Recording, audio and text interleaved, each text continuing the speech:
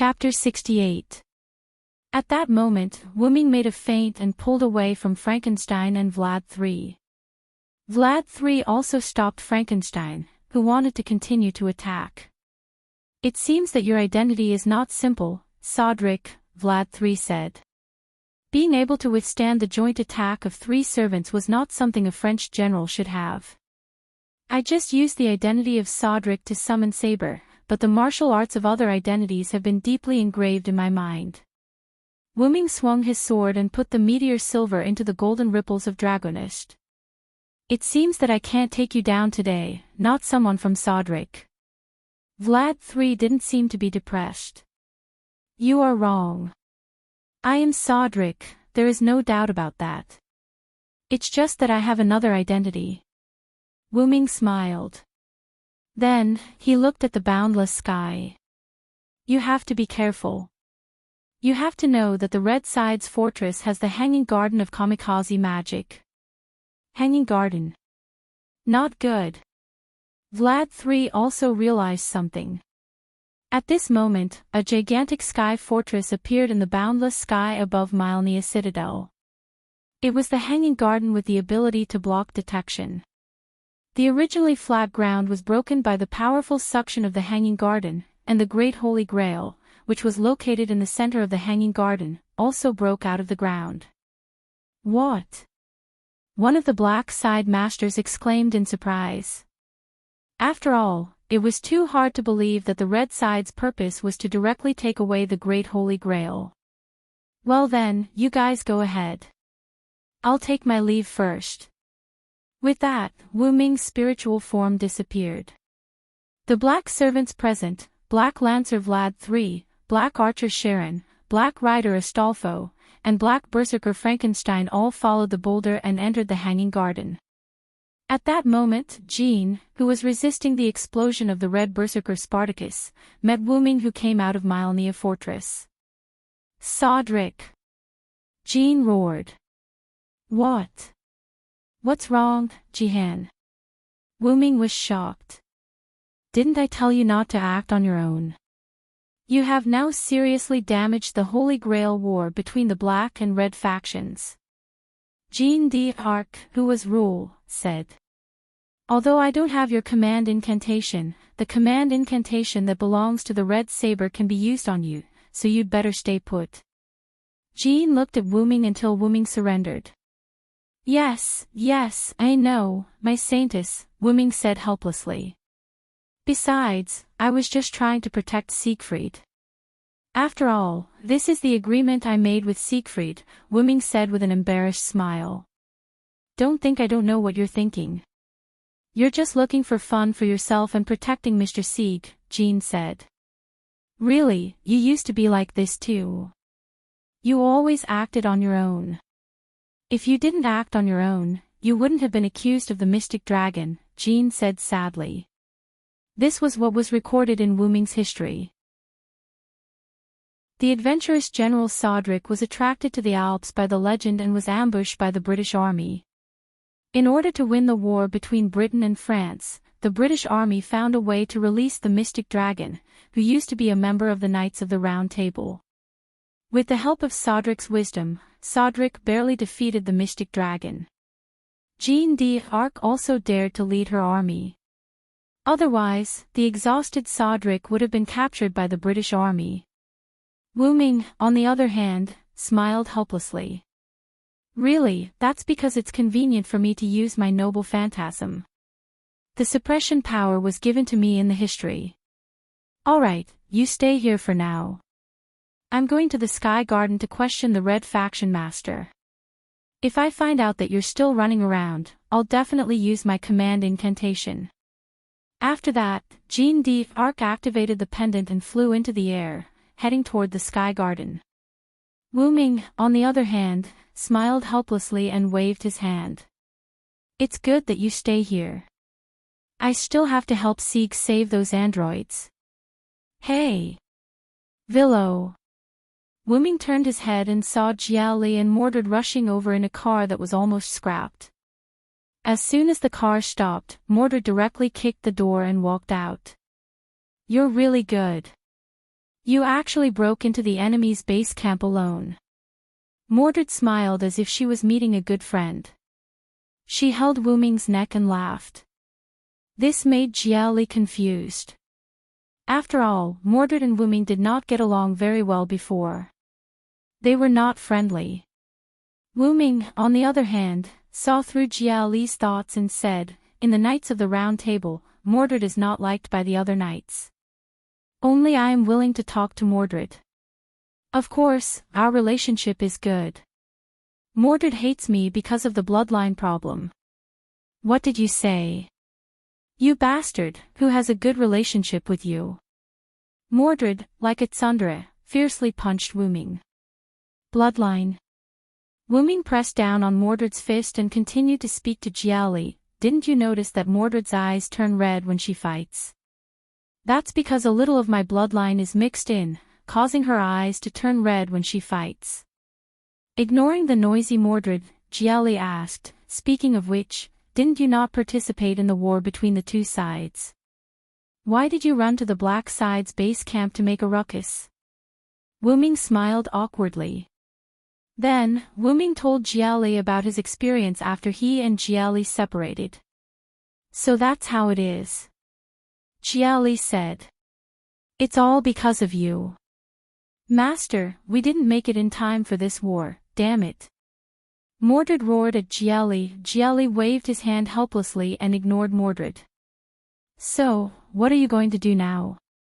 The Saintess asked you not to run around anymore, otherwise, she will use the command seal." Jia Li asked. "Now, the black side should only have one servant, Caster. I decided to help Sieg rescue those androids first. Then, we will leave first. If the people of the Yugomarinia family see us, there will be trouble." Jia Li was about to leave. However, Mordred tugged on the lion Jia Jili's clothes and said, "What are you saying, Master? Since the other party has entered the Sky Garden, we should also go in." Hey! You can't be serious. That is Assassin's noble phantasm. Is it really okay for us to go in directly? Isn't that good? Let's fight directly. As a king, I will be fine." Mordred laughed. Looking at Mordred, who was spouting nonsense, Wu Ming laughed. "Really, Mordred, you are still so reckless." Yes, you are too reckless. At least, let's find a place to investigate first." "What is there to investigate?" "I hate magicians the most, just like Merlin, that bastard. Anyway, let's leave first." "No. Continue to attack the Sky Garden." Looking at the master and servant who were quarreling together, Wu Ming couldn't help but say, "You guys are really good together." After that, Wu Ming walked toward Marinia's fortress. Chapter 69. In the end, it was decided that Leo and Mordred would follow the suction force and enter the Sky Garden. Wu Ming, on the other hand, came to the basement of the androids that acted as batteries. He began to open the incubators one by one to rescue the androids. After a while, Wu Ming found that someone had come. When he saw the person, Wu Ming was a little surprised. "Sieg, why are you back so soon?" Sieg brought some of the androids that he had previously persuaded to the basement. Sigh. "Mr. Sodric, I saw that the black side servants had all entered the Sky Fortress, so I sneaked in with the scroll you gave me. After I found them, I came with them." Okay, I won't say anything more. Take it." After that, Wu Ming threw a bag to Sieg. It was full of recovery potions. "Give each of the rescued androids a bottle. It can temporarily restore their physical abilities. Let them come and rescue the other androids." Okay. Every time an android was rescued, it was equivalent to having more power. Soon, all the androids were liberated. Wu Ming said to Sieg, "So, Sieg, have you really decided to liberate the androids and let them be free?" You, who originally needed orders, will no longer be ordered. What purpose do you have to live for? Sieg replied with a firm look in his eyes. Although what you said is indeed the truth, self-awareness should not be needed for us. I don't know if it is the right thing for us to give up our duties, but even if we can't rest in peace in the future, even if there is despair waiting in front of us, we still want to walk our own path. We don't need salvation, we need freedom of choice. So, please, Mr. Sodric. Wuming smiled and said, "Ah, I will help you." Then he said to Sieg, "How about this, I will go with you to negotiate with the Black Side Master. After all, they can't leave here for the time being." "Yes, thank you very much, Mr. Sodric." Sieg and the female androids had a simple negotiation and asked her to take the basement with the androids, then followed Wuming's footsteps. With that, Wuming and Sieg walked out of the basement. "Speaking of which, you are really courageous. Why didn't Castor come to find you again? He didn't enter the Sky Garden." Sigh. Sieg panicked. "Don't worry, I've already heavily injured him. He's either recovering his mana somewhere or has already disappeared." Soon, Wuming and Sieg found the masters of the Black Side gathered together. "What? The Red Team Saber. Why are you here?"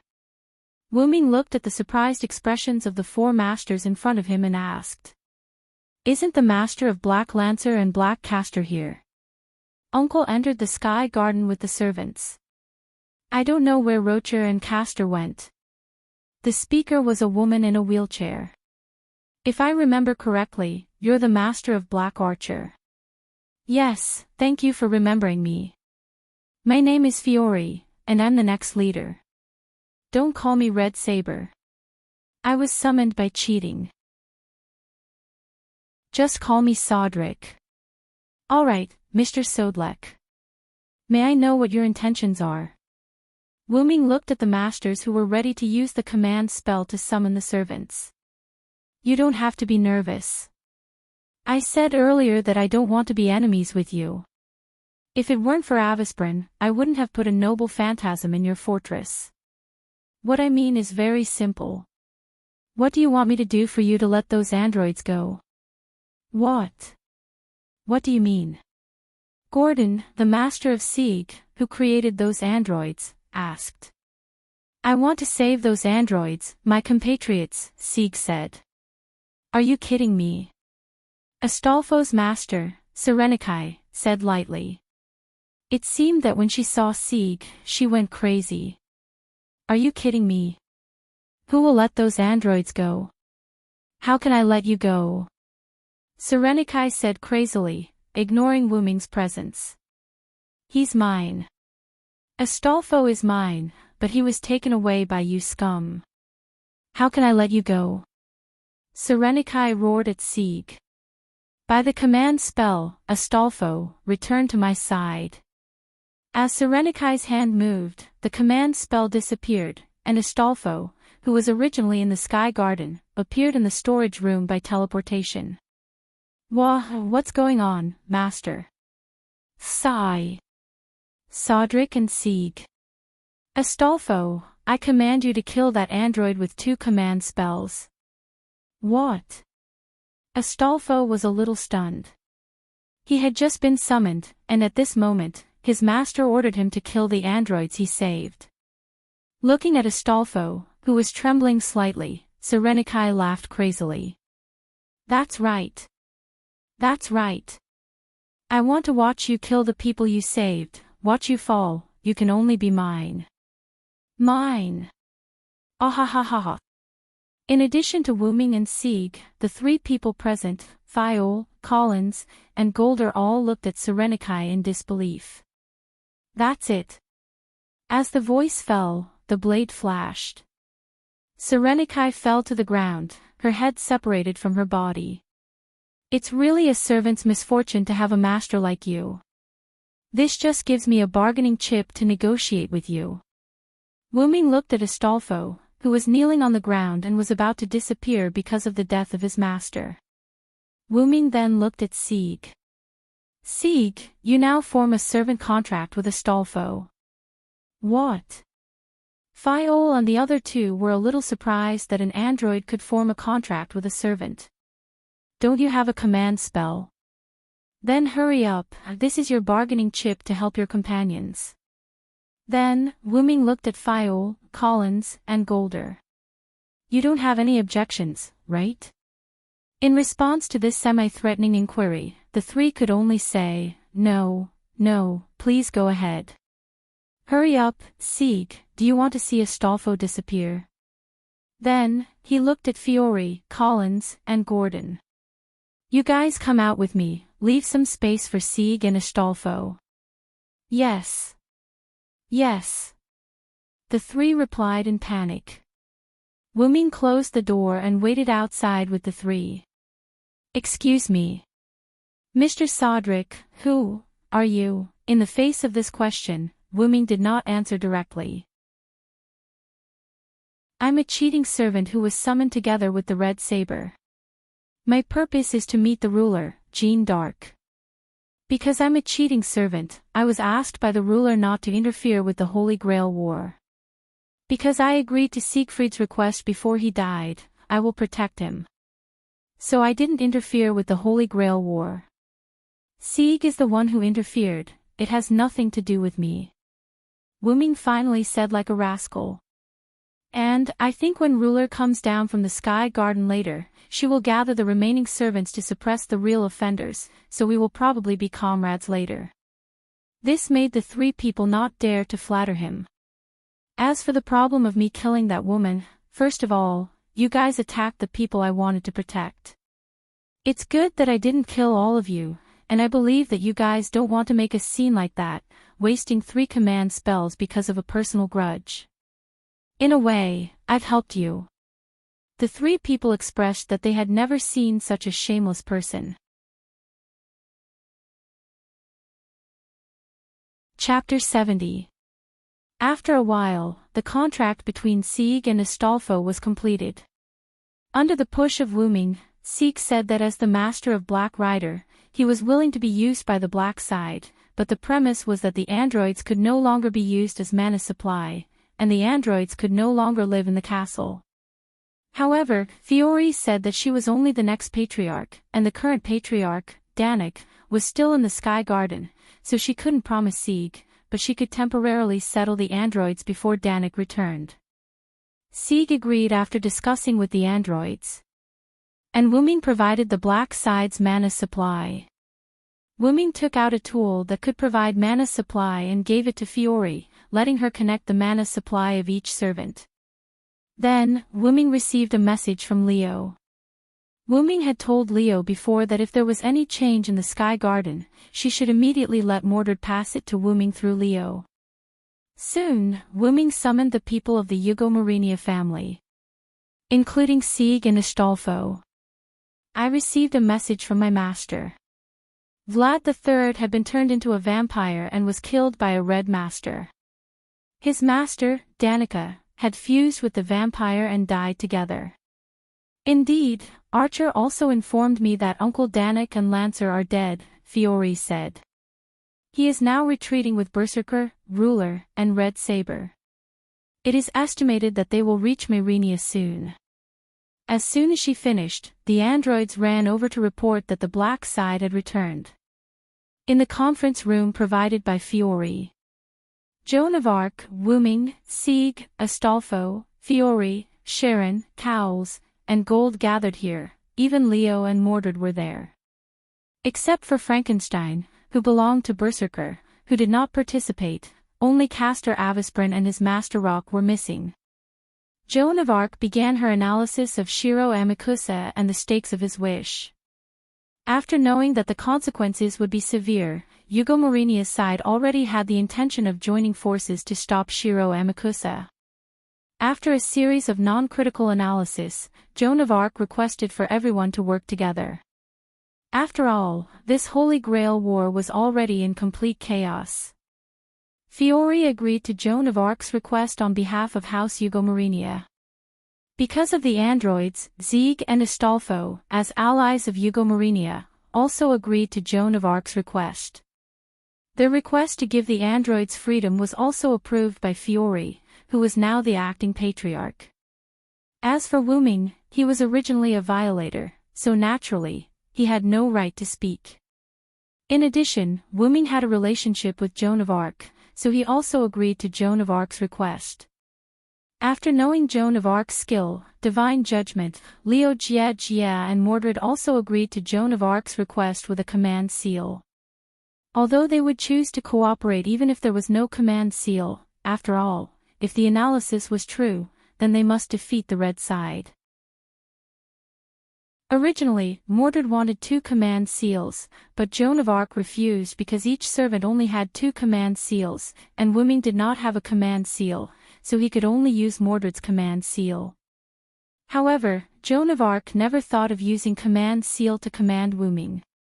It was just an excuse to refuse Mordred's request. It could be seen that the village girl was quite smart. At this point, the Holy Grail War has been completely destroyed.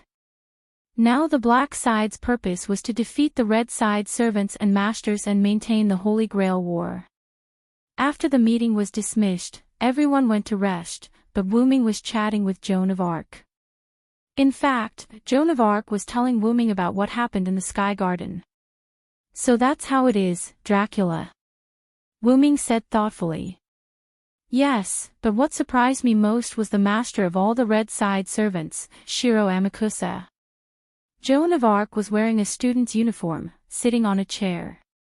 "The Sage of the Far East.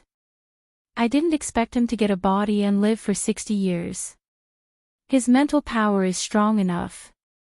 After all, planning for 60 years for a goal was not something an ordinary person could do.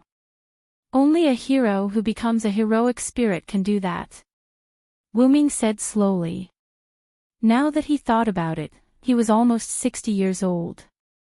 He couldn't remember, after all, age was meaningless for a race like the Dragon of Origin that was almost immortal. There must be something wrong with that man's wish.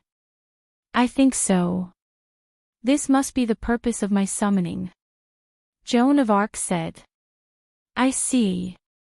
I will do my best to help you. Please advise me, Joan of Arc." It was the first time he called Joan of Arc by her nickname, which made Joan of Arc feel a little awkward, but Joan of Arc responded. "Okay, I'll leave it to you, Sodlek." At that moment, the outside of Mylnia Citadel was shaking as if there was an earthquake. Wu Ming and Joan of Arc looked at each other and quickly ran out. In the courtyard, several servants and masters gathered together. "What happened? What the hell is going on?" Gold, who was wearing pajamas, hurriedly shouted. Soon, everyone saw the culprit that caused the earthquake. There was nothing he could do about it. After all, there was a gigantic magic puppet over 10 meters tall walking towards him. The earth was trembling because of it. "That's Black Castor's noble phantasm." Joan of Arc was the first to call out the puppet's real name. "Crowned Light of Wisdom, Golem Kethermalchit, I'll go first, Jihan." Wu Ming condensed his armor, took out Meteor Silver, and shouted at Mordred, "Come with me, Mordred." Of course. Mordred's face was full of arrogance.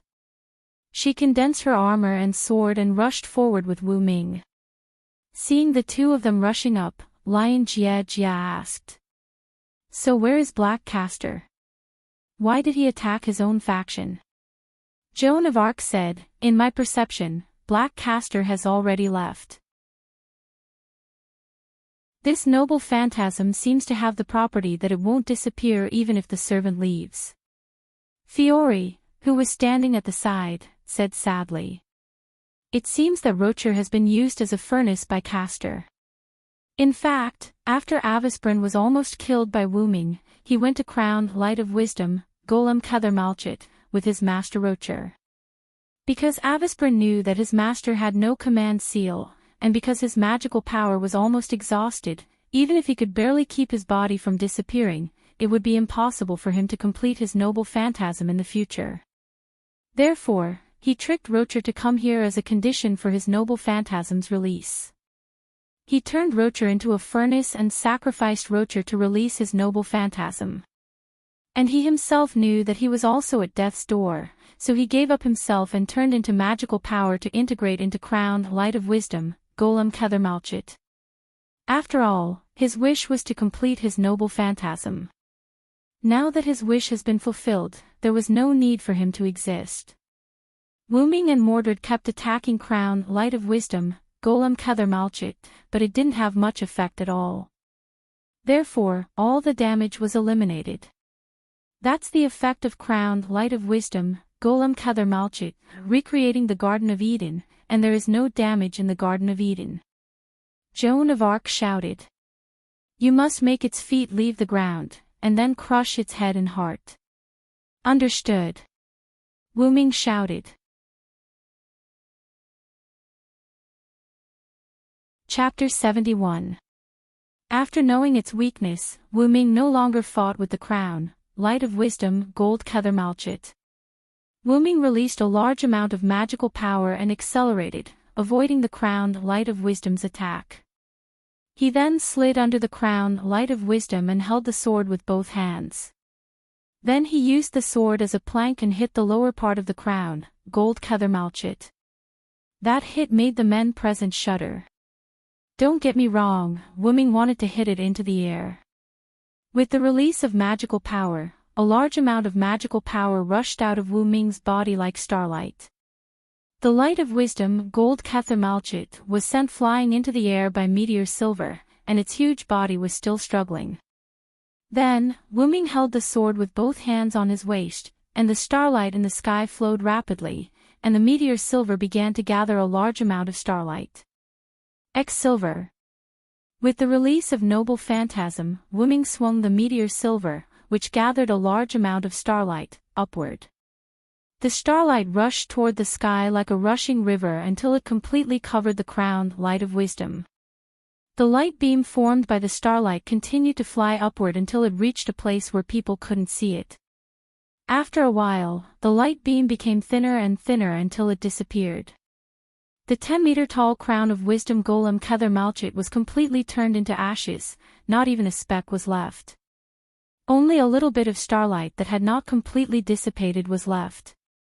Wait for me, the Silver Knight stood in place with his sword.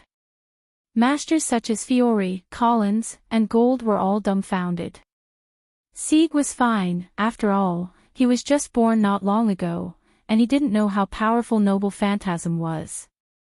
The heroic spirits were still fine, but they were also a little shocked.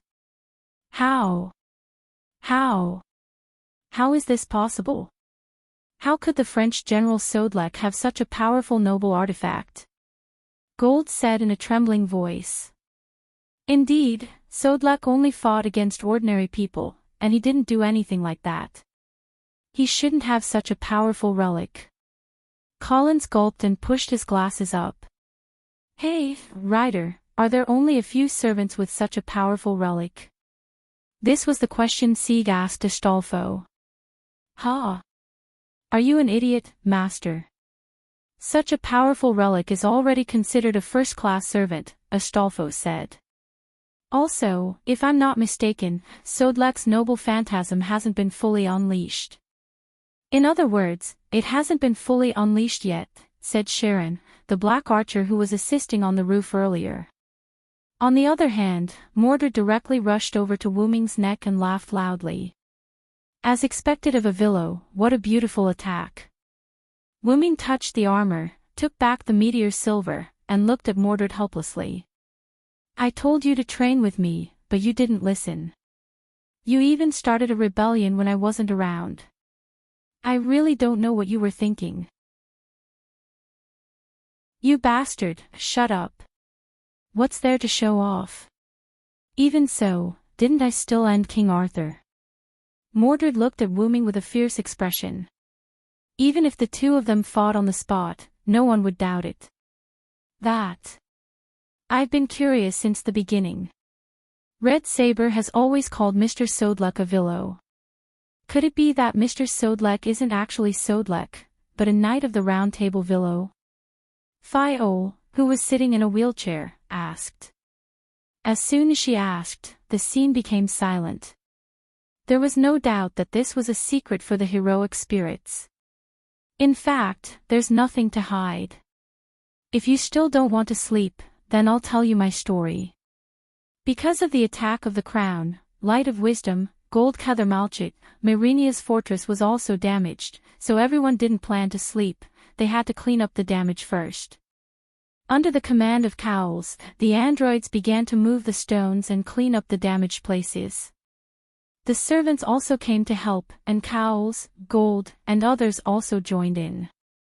Only Fiol, who had difficulty moving, sat in a wheelchair and listened to Wooming's story. First of all, I'm Sodlek, but I'm Vilo, a knight of the Round Table. Wooming raised a larger stone, and the servants were responsible for cleaning up the stones that the androids couldn't clean up. Several people were surprised when they heard that. Is the story of Sodlek fighting the mystic dragon in the Alps true? Fiol asked. What she meant was the rumor that Sodlek let Vilo, a knight of the Round Table's incarnation, take over his body was true. No, it's half true. I did fight the mystic dragon, but that was when I was Sodlek. Wooming crushed the boulder. Then he asked, do you know the legend of Vilo, a knight of the Round Table? Yes, Vilo was cursed by the black magician in order to save King Arthur's sister, Morgan Le Fay. His body turned into a dragon, and his mind was devoured. He was sealed by King Arthur, Merlin, and others. Some people also commented that Vilo's incarnation was the beginning of the end of Arthur's dynasty. Cowles said. Save that be *tch. She was the one who forced Varen to reveal his true form, the mystic dragon, and then sealed Varen in the scroll. That despicable be *tch. Mordred said as she punched out with all her might, shattering a boulder. The boulder splashed and hit Leo Gielli, causing Leo Gielli to complain, hey, hey. Be careful. Then, what does it mean to turn into a dragon? Is Vilo a dragon? Leo Gielli asked. That's right. I'm a dragon, a purebred dragon, Wooming said calmly, as if he was talking about what he had eaten yesterday. Sigh. A few different voices cried out. Is this possible? That's a dragon. A dragon that will never be seen again in the Kannagi era. Wooming ignored their ruckus and continued to speak. Ah, that's right. Dragons didn't appear in King Arthur's era. Dragons weren't suitable for that era, so I turned into a human. After that, Morgan Le Fay used an unknown poison to devour my mind, and I turned back into my original form. That era couldn't bear my existence, so I was forced out of that era. This is too shocking. Gold said blankly. He didn't know that the boulder in his hand had left his palm and was smashing toward his feet. Ah! My feet! It hurts. It hurts. Ah! Gould rolled on the ground with his arms around his legs in a sorry state. Everyone laughed and continued to listen to Wooming tell his story.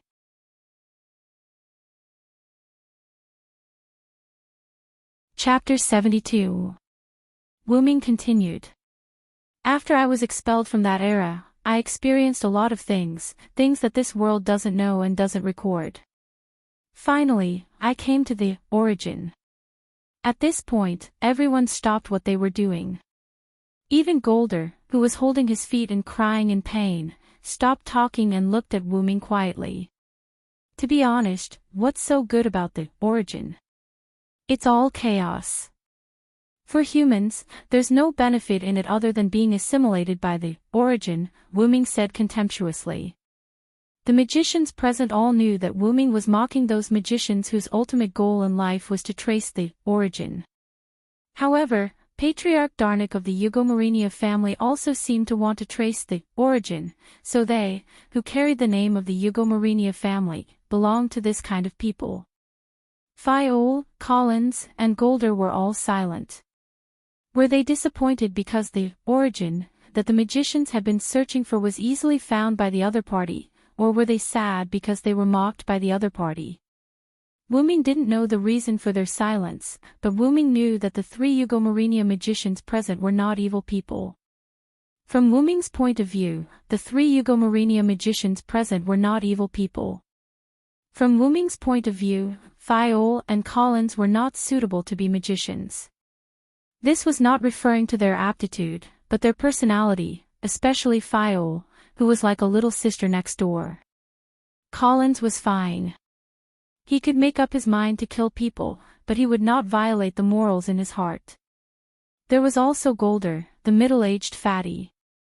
He was proud, arrogant, and narrow-minded.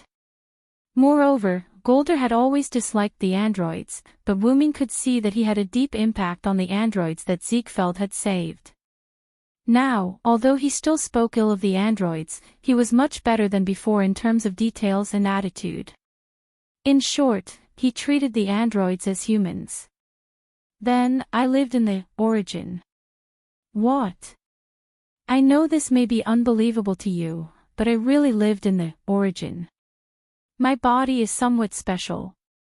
It can absorb the power of the origin to accelerate its growth. Then, Wuming looked at Jean. Then, with the help of the suppression, I subconsciously reincarnated into a village in France. My physical body was still sleeping in my roots. After that, it's the story of Sodric. In order to be able to use the noble artifact that I had when I was a Villo, the suppressive force added the story of how I met the demonic dragon that the Villo transformed into. I see. That explains why you can use Villo the Knight's noble artifact so freely, Fiore said. After Wuming finished speaking, the place was pretty much cleaned up. Then, Wuming said, "All right, everyone, hurry up and go rest. We need to conserve energy for the next few days and prepare to attack the space garden." Just like that, everyone spent an incredible night. It could be said that because of Wuming's words, several people couldn't fall asleep. The next day, in the conference room. "So, what happened again? Why did you call me up so early in the morning?" Wuming said as he sat in his seat. Looking at a few yawning people who hadn't fallen asleep, Wuming looked at Jean again. He noticed that Jean had dark circles under her eyes. Was the impact of those words on Jean too much? Wuming thought. It's like this. Fiore sat at the head of the table and said, "Now, there is a very urgent matter." After that, she took out a newspaper and placed it in front of everyone. "Jack the Ripper." Jean said. "Is it Black Assassin?" Wuming asked. "Yes. Recently, more and more people have been sacrificed in the serial murder cases. Just last night, 8 people were killed. Now, dozens of people have been killed, including magician," Collins said with a serious face. "We can't get in touch with our blood relatives in Tulifis, and they're probably already, needless to say, they must have also been killed by Black Assassin Jack the Ripper. Although this is our Eugitomarinia's matter, now we are unable to solve this matter, so we want to entrust the ruler to help us solve this matter. Black Assassin's practice has exceeded the rules of the Holy Grail War. As the ruler of this Holy Grail War, I have the obligation to stop Black Assassin. Please rest assured that I will help you." Jean looked at Fiore seriously. Fiore couldn't help but breathe a sigh of relief and said, "Great, I thought this would conflict with your identity as the ruler." "How can that be? Even if I'm not the ruler, I will still help you. After all, Black Assassin's practice is unacceptable to me." As a heroic spirit, he wantonly attacked ordinary humans and magicians. There is no doubt that Black Assassin has fallen into evil. Then Jean looked at Wuming and said with a smile. "And even without me, Sodric will definitely not allow Black Assassin to exist." Wuming, who was resting with his eyes closed, opened his eyes and looked at Jean.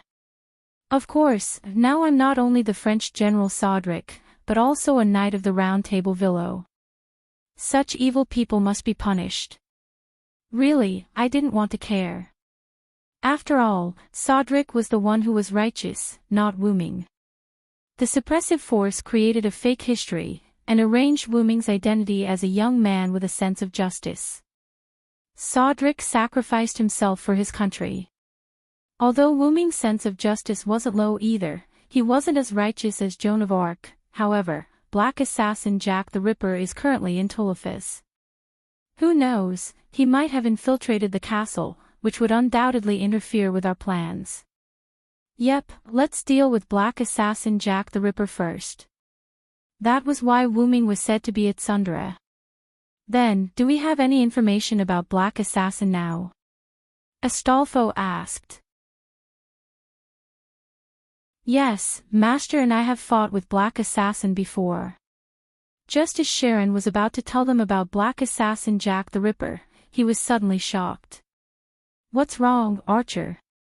Fiore asked. Master, do you still remember the information about Black Assassin? Sharon asked. Sigh. How is that possible? I clearly remember. Fiore was also shocked. It seems that Black Assassin has a special ability to make people forget about him. As expected of the Jack the Ripper who fooled Scotland Yard, Wuming said. Wuming guessed that Black Assassin might have evolved into a noble phantasm because his true identity had not been discovered. Between August 7 and November 9, 1888, Jack the Ripper killed 5 prostitutes in an extremely cruel way near Whitechapel in the East End of London. Jack the Ripper wrote many letters to Scotland Yard, the local police station, to provoke them, but he was never caught. It was not even clear whether Jack the Ripper was a man or a woman. Until now, no one had figured out who Jack the Ripper was. Wait, so we only know that Black Assassin's real name is Jack the Ripper, and we don't know anything else? Although I don't want to admit it, it is the truth. Hey.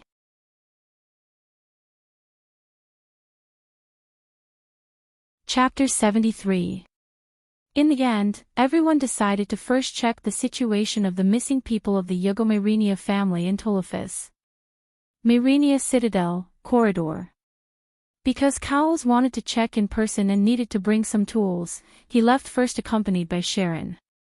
Sieg and Astolfo seemed to have gone to find the androids, and Fiore became the patriarch because of Darnick's death, so she still had work to do. So now only Wuming and Jean were left.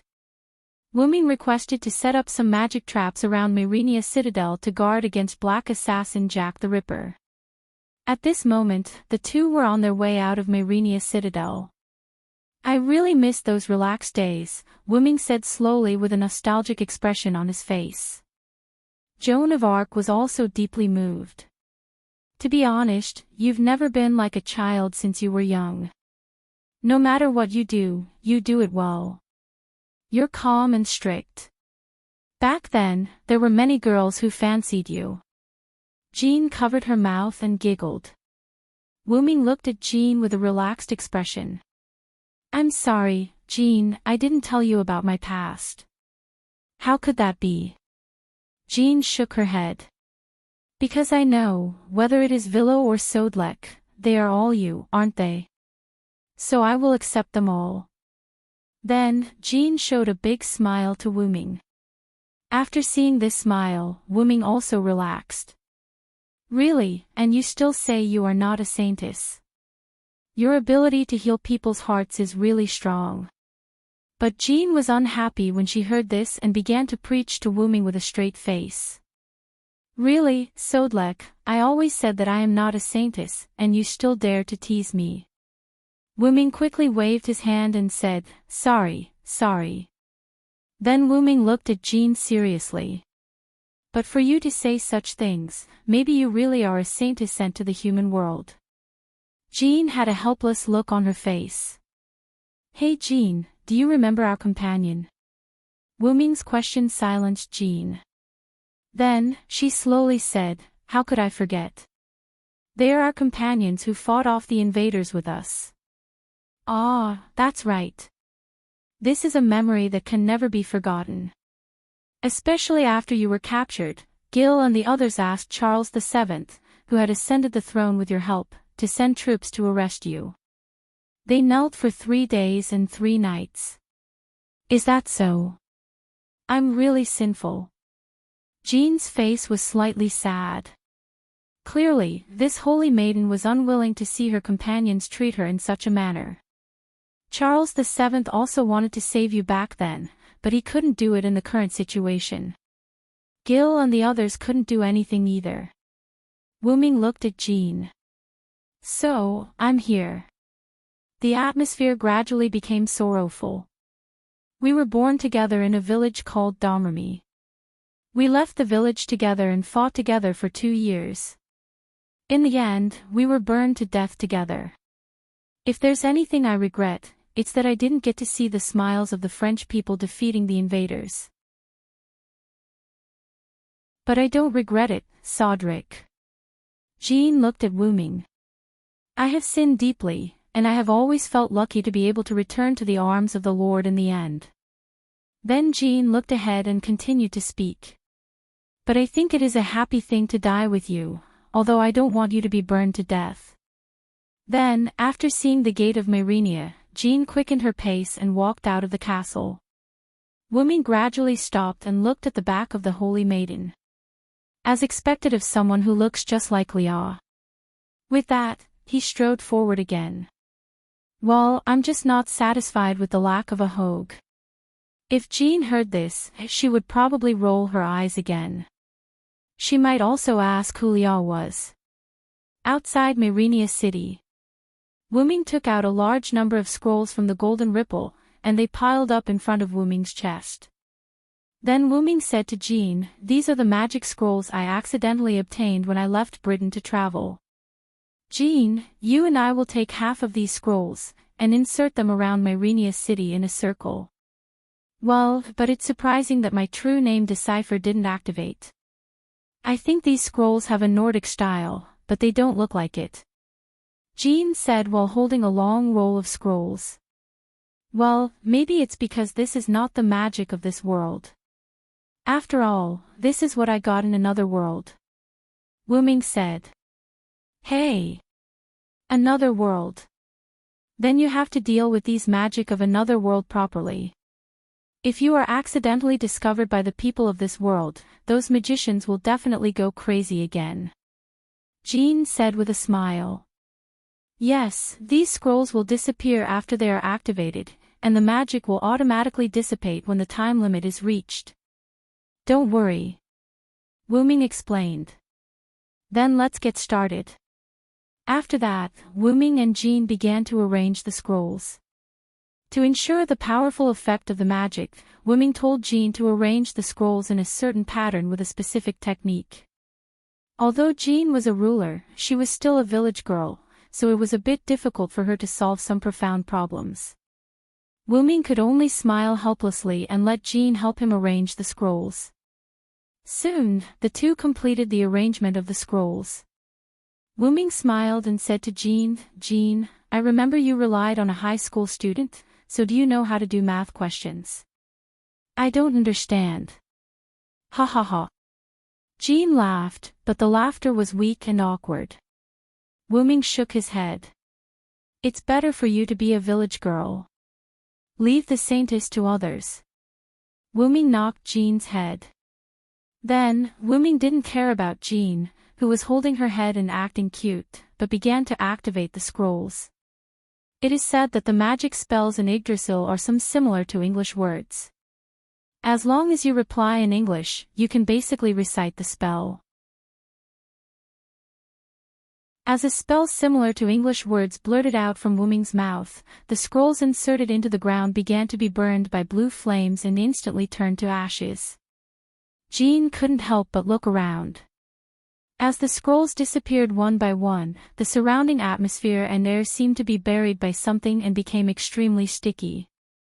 The amount of magic in the atmosphere gradually increased, and when it reached the density of the atmosphere that modern people couldn't stand, Wuming stopped. Then Wuming opened another golden scroll and dripped a drop of his blood on it. The scroll seemed to be activated, and it was instantly burned to ashes by blue flames. At this time, the amount of magic in the air returned to normal. Really, because of the influence of my class, I can't use high-level magic at all. The scroll just now was forcibly released with my own blood. Wuming said somewhat unhappily. Those scrolls were some magic scrolls between level 40 and 60, which dealt with Wuming's skills. Magic C studied magic a little, but didn't pay much attention to magic. Because of Magic Dragon, the level was slightly increased. If it weren't for Magic Dragon, Wuming could only use level 20 to 40 magic. According to Wuming's inference, Yggdrasil's magic and the corresponding level of the moon world corresponded like this. Level 0 to 20 was E, level 20 to 40 was D, level 40 to 60 was C, level 60 to 80 was B, level 80 to 100 was A, and super magic was EX. The golden scroll just now was a level 80 item. Okay, now it's almost done. At this time, the rest of the people were almost ready.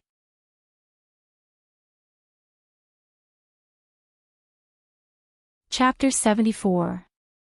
After everyone was ready, Wuming, Joan of Arc, Sharon, and Collins went to Tulipha's missing relatives to investigate. Fiore, Sieg, and Astolfo stayed in Myrenia Citadel. Because the missing people were distributed in different places, it took a long time to investigate the last missing person. In the basement of a room. Including this place, 8 people have been investigated. This is the last place to investigate. Colin squatted on the ground and was examining the body.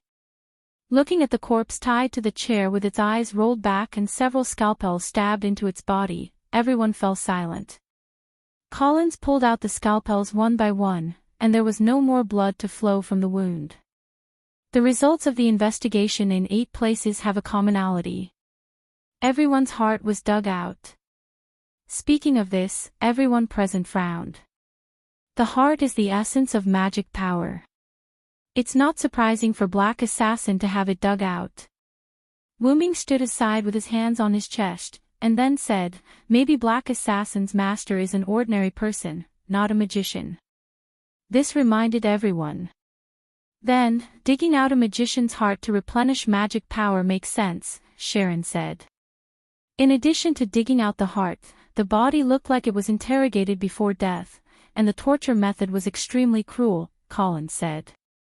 The strange thing is that some of the bodies have traces of torture, and some of the bodies have no traces of torture. That's what's strange. Sharon continued what Collins was about to say. Is it possible that Black Assassin needs people's fear, so they tortured these people? Joan of Arc asked. Impossible. This can't explain why some of the bodies have no traces of torture, and it's not that there wasn't enough time. We were all busy with the war between the Black and Red before, and we didn't have time to care about Black Assassin. Wuming shook his head and said with a frown. I thought it was a magic ritual, but it doesn't look like it, Sharon also said. Cowles stood up and walked back. In that case, I'd better implement remnant memory. Jean did not understand these magic tricks and asked, what is that? It's a kind of magic that can obtain information about them before they die, although it's a little dangerous. Collins took a chair and said, but now we can only abandon the rook to save the king. Wait. Wuming seemed to have sensed something and quickly said. After that, he rushed out in an instant, leaving only one sentence. The magic trap I left in Myrenia has been triggered. The opponent is a servant. What? Ka Rong immediately ran over as well. Berserker. Cowles shouted to Sharon. Ah, ah, ah, cried Frankenstein, and ran out. The people being interrogated are all people who have the password to open the mechanism in Myrenia Citadel. So that's how it is. Black Assassin wants to attack Myrenia Citadel, Collins analyzed. After listening, Jean hurriedly ran out. Only Cowles followed him out unhurriedly. After all, no matter how fast he was, he could not reach the speed of a servant. Not to mention, he needed to calm down. Cowles picked up his phone at this time and wanted to call his sister, but at this time, the phone showed that there was no signal. "Sister, please don't let anything happen to you." Cowles could only pray like this. At this moment, Hugo Marinia family, Marinia Citadel. Around the edge of the citadel, magic formed a protective barrier, protecting the entire citadel in a hemispherical shape. The outside of the protective barrier was filled with thick fog, including the roof. The cyborgs who were originally left outside Marinia Citadel also withdrew. In the hall at the entrance, Gold, Sieg, and Astolfo were checking these cyborgs. Some of the cyborgs were outside the protective barrier and inhaled slight fog acid. Fortunately, they were treated in time, and there were no casualties for the time being. Gold asked at this time. "Where is Fiore now? Is there a guard around her?" A cyborgs on the side replied. "The Patriarch is now in the former Patriarch's study. There is no guard around her at the moment." As soon as he heard that, Sieg immediately turned around. "Hurry, Ryder, the enemy may be a servant." Oh. Understood. After saying that, the two quickly ran toward the study. Gold was left behind with a confused look. At this moment, the protective barrier outside seemed to have reached its limit and broke with a bang. The thick fog spread to Marinia Citadel at a speed visible to the naked eye. Damn it! Gold quickly took out a golden sandalwood-like box, put it at the door, opened the lid, and a purple smoke came out. This purple smoke seemed to have the effect of blocking the thick fog, and the thick fog did not come in through the gap of the main door. However, other places in Marinia Citadel were invaded by the thick fog. Slowly, the entire corridor where Fiore was located was filled with thick fog. Fiore, who was still busy working in the study, also found something wrong at this moment. She quickly opened the door and looked at the corridor. Looking at the corridor covered with thick fog, Fiore took out a magic handkerchief, covered her nose and mouth with one hand, and pushed the wheelchair with the other hand, walking toward the room where her magic dress was stored. After all, Fiore's legs were paralyzed because of the deterioration of the magic circuit. She said that she had obtained extraordinary magic skills, but she could not move freely. Usually, she relied on the magic dress she developed to move. Link Enhanced Magic Dress was the name of Fiore's self-designed magic dress. It was a prop specially designed to replace the immobile feet. However, even a third-rate magician would become a first-rate magician if he were to put on this set of clothes. The shape was similar to a backpack, and there were 4 artificial hands on the back. It was forged with a special alloy that was easier to circulate magic. Each artificial hand had an animal spirit attached to it, and it could move according to Fiore's will. It could also move automatically according to the situation to protect Fiore as the owner. When Fiore finally walked to the door of the room where the magic dress was stored, Fiore caught a glimpse of a strange little girl standing behind her with a knife. But there was no doubt that this cute little girl with white hair was the serial killer, Black Assassin Jack the Ripper. Maybe Fiore was a little panicked. After opening the door, her body tilted and the wheelchair fell to the ground. Fiore hurriedly climbed in and then closed the door with a spell. Just as Fiore heaved a sigh of relief, the door was opened again. "I'm so sorry, sister. I know the spell of this door." The innocent child's gentle words made Fiore's whole body cold, and her pupils shrank. There was no doubt that this was the voice of hell.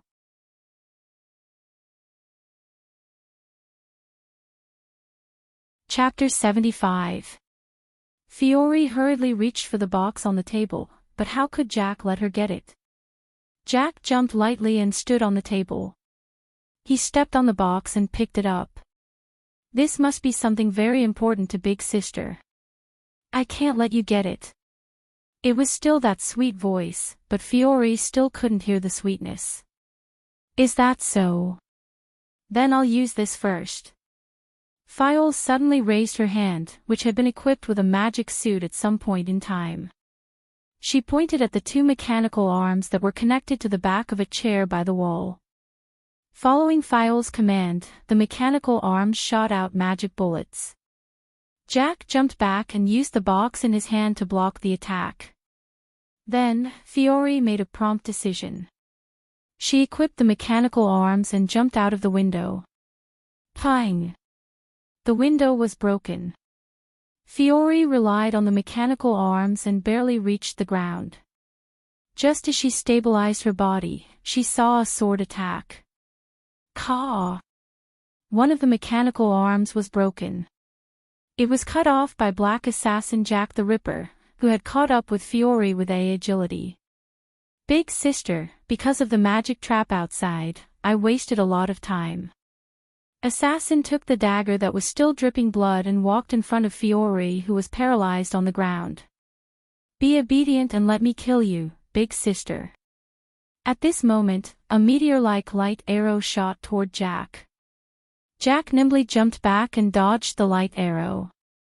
The light arrow pierced the place where Jack was originally standing and buried deep into the ground. The light scattered and the light arrow revealed its original shape.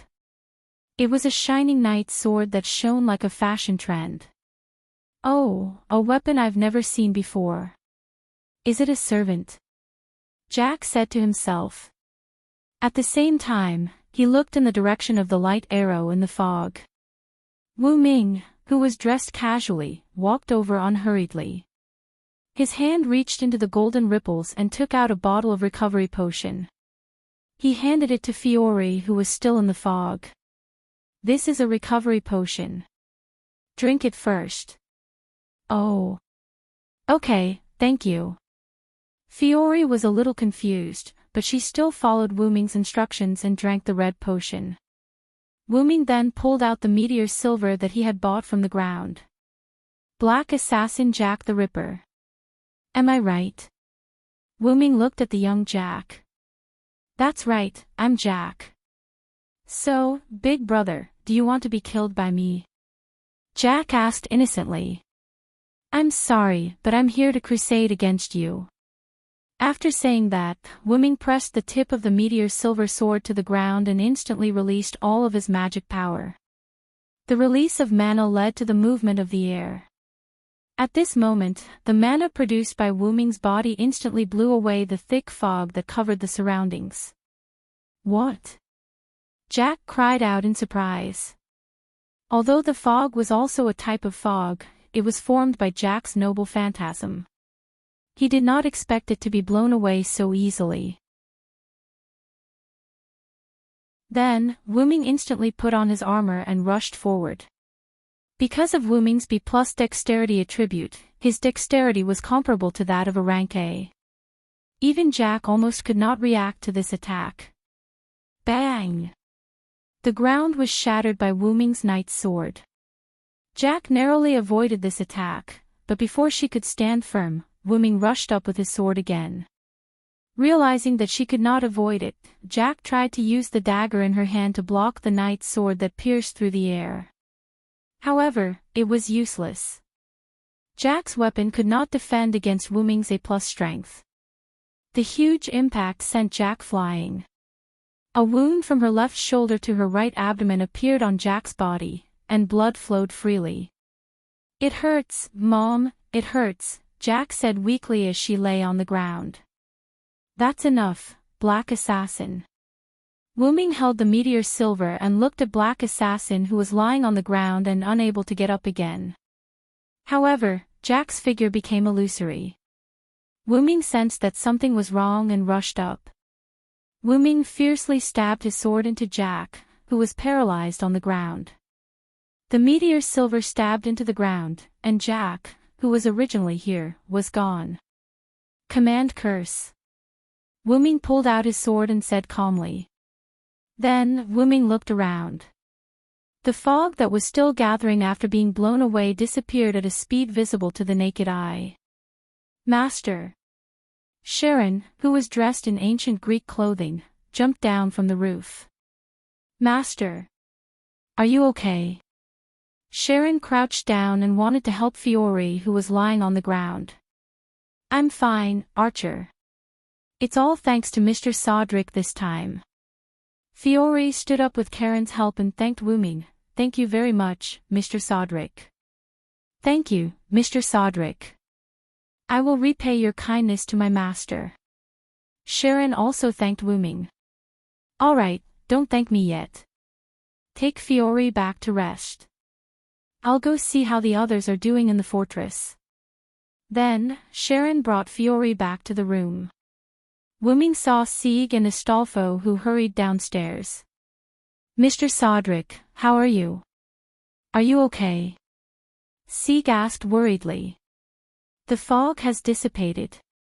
Did Assassin retreat? Astolfo asked.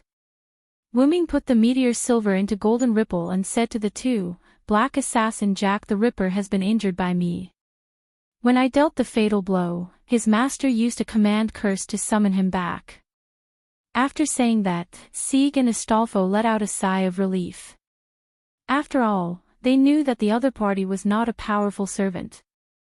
By the way, are some of the androids poisoned? Wooming asked. Yes, because some of them accidentally inhaled some of the fog outside the protective shield you set up. But there are no deaths for now. Astolfo said. Then, I'll give you these. After saying that, Wooming opened the Golden Ripple again and took out a large amount of red potions from it. I've given it to you before, and you've used it before. You should know how to use it. Give it to the androids. Sieg and Astolfo held more than 10 bottles of red potions and looked at Wooming, not knowing what to do. That. Mr. Sodrick, you haven't used all the potions you gave us before. You don't have to give them to us anymore. Sieg asked carefully. Yeah, I would have forgotten if you didn't mention it. Astolfo agreed. Wooming just smiled faintly. Save the extra for later.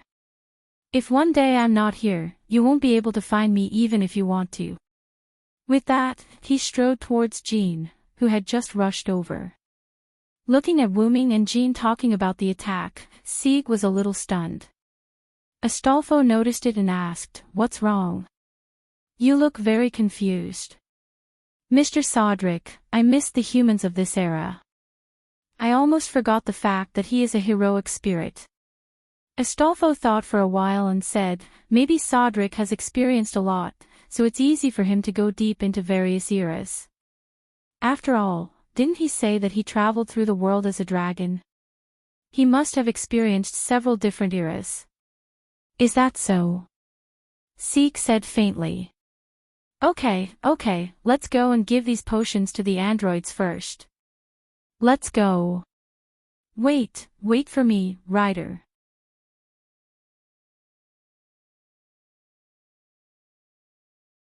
Chapter 76. Evening, Myrenia Citadel, conference room.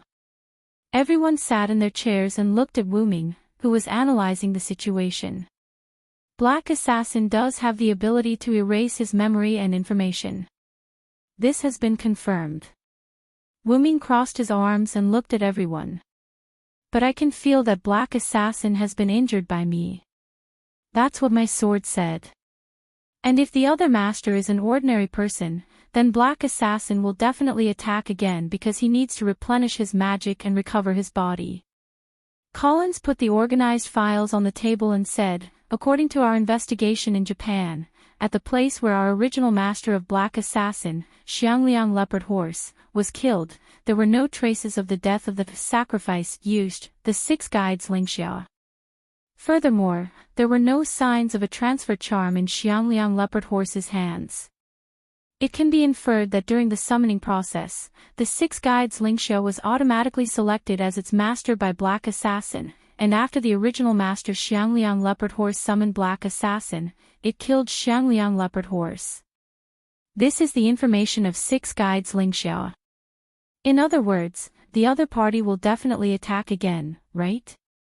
Astolfo said. Yes, what we need to do now is to wait for Black Assassin to come, Wuming said. And Black Assassin triggered my magic trap, leaving a mark on his body. As long as he comes within a certain range of me, I can detect him. But how do we lure Black Assassin out? Fiore asked. After a short rest, because Fiore was not injured, and because she was the current leader of Eugidomyrenia, she came to participate in this meeting. I can be the bait, Sieg stood up and said. No way. It's too dangerous, Master. You are not a servant at all. You can't defend against an unexpected attack. As Sieg's servant, Astolfo immediately retorted. That's right, Sieg. Although you want to help everyone, you are too weak as a human. Because of Zegify's heart, Sieg's body was no different from an ordinary person. His magic circuit was also of high quality. His physical fitness was even better than ordinary people. However, Sieg was still a human being. He couldn't defend himself from the attacks of the servants in the dark. Even the weakest assassin couldn't do that. It wasn't that Sieg was weak, nor was it discriminating against servants, but Sieg's servant was too powerful. Don't worry, Siegelkuin. Because I'm a servant, I can suppress the presence of a servant. Jean said. And I will be by Jean's side. I have this item that can shield my aura. Nothing will happen. Please rest assured. Wuming echoed. Yes, I understand, Sieg said with disappointment. Wuming took a deep look at Sieg and then ignored him. Astolfo is responsible for observing from the sky, Sharon is responsible for sniping from Mylenia's fortress, and Sodlek and Jean will be the bait. Colin said. So, it's decided. In order to prevent Black Assassin from attacking ordinary people at night, let's act tonight. Wuming stood up and said. Yes. Everyone replied. After the meeting, Wuming did not choose to have dinner with Jean. Instead, he went to Sieg and said, let's talk, Sieg. Sigh. Sieg and Astolfo said. After a while, Jean took Astolfo to the restaurant. Wuming and Sieg walked on the wall of Mylenia's fortress. Sieg, do you think you are useless? Wuming took the lead to speak. Sigh. Mr. Sodlek. I really want to repay you for helping me, but... Sieg said softly. Sieg is willing to give you the heart, not only because he wants to help the people in need, but also because he wants to help the people who ask for help and the people who don't give up. Wuming stood on the edge of the wall and looked at the endless grassland in the distance. The grassland, which was originally the battlefield of the Black and Red Army, had been repaired by magic, and there was no trace of damage. Even so, I haven't been of much help to everyone. I've always been asking for help. Everything depends on you, whether it's saving my fellow countrymen, Miss Fiore being attacked by Black Assassin, or acting as bait. If it weren't for you, I would have been in a worse situation. Sieg lowered his head in disappointment. You underestimate yourself, Sieg. Sieg did not speak, but looked at Wuming with some doubts. Let's not talk about the fact that you have the best magic circuit as an android. You are now the master of a servant. Wuming turned around, looked at Sieg, and continued. The master of a servant is not something that any magician can be, not to mention that you became a master by virtue of your bond with a servant. Although he saved you out of a sense of heroism, he was willing to conclude a contract with you because he remembered your character, and Astolfo saw it in his eyes, and he recognized you as a human. You conveyed your will to me, to the people of Eugomarenia, otherwise, even I alone can't change their view of you. What Wuming said was true. Afterward, Wuming told Eugomarenia and the others about Sieg's thoughts. After listening, they were silent for a long time.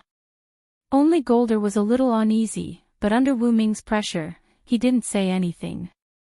And those androids, I believe they must be grateful to you now for helping them win freedom. Then, Wuming turned back. Wuming looked at the vast night sky and said, "Let's take the example in front of us, valiant spirit, a servant. Look at Astolfo, his power is weak among the servants. Some powerful magicians can defeat him, but have you ever seen him discouraged? You know the story of Astolfo, right? His strength in the legend of Charlemagne is too different from the other warriors, but he can still be ranked as one of the 12 warriors of Charlemagne. Do you know why?" Wuming asked. "Sorry, I don't know," Sieg replied. "It was too complicated for an android who was born not long ago. That's because he has the power of the heart." "The power of the heart," Sieg said thoughtfully. "Whether it's the declaration of destruction that can break all magic from the witch, or the lost spear of Argalia, or the magic horse from the evil magician Atlanta, Astolfo relied on the power given by others to get through the difficulties.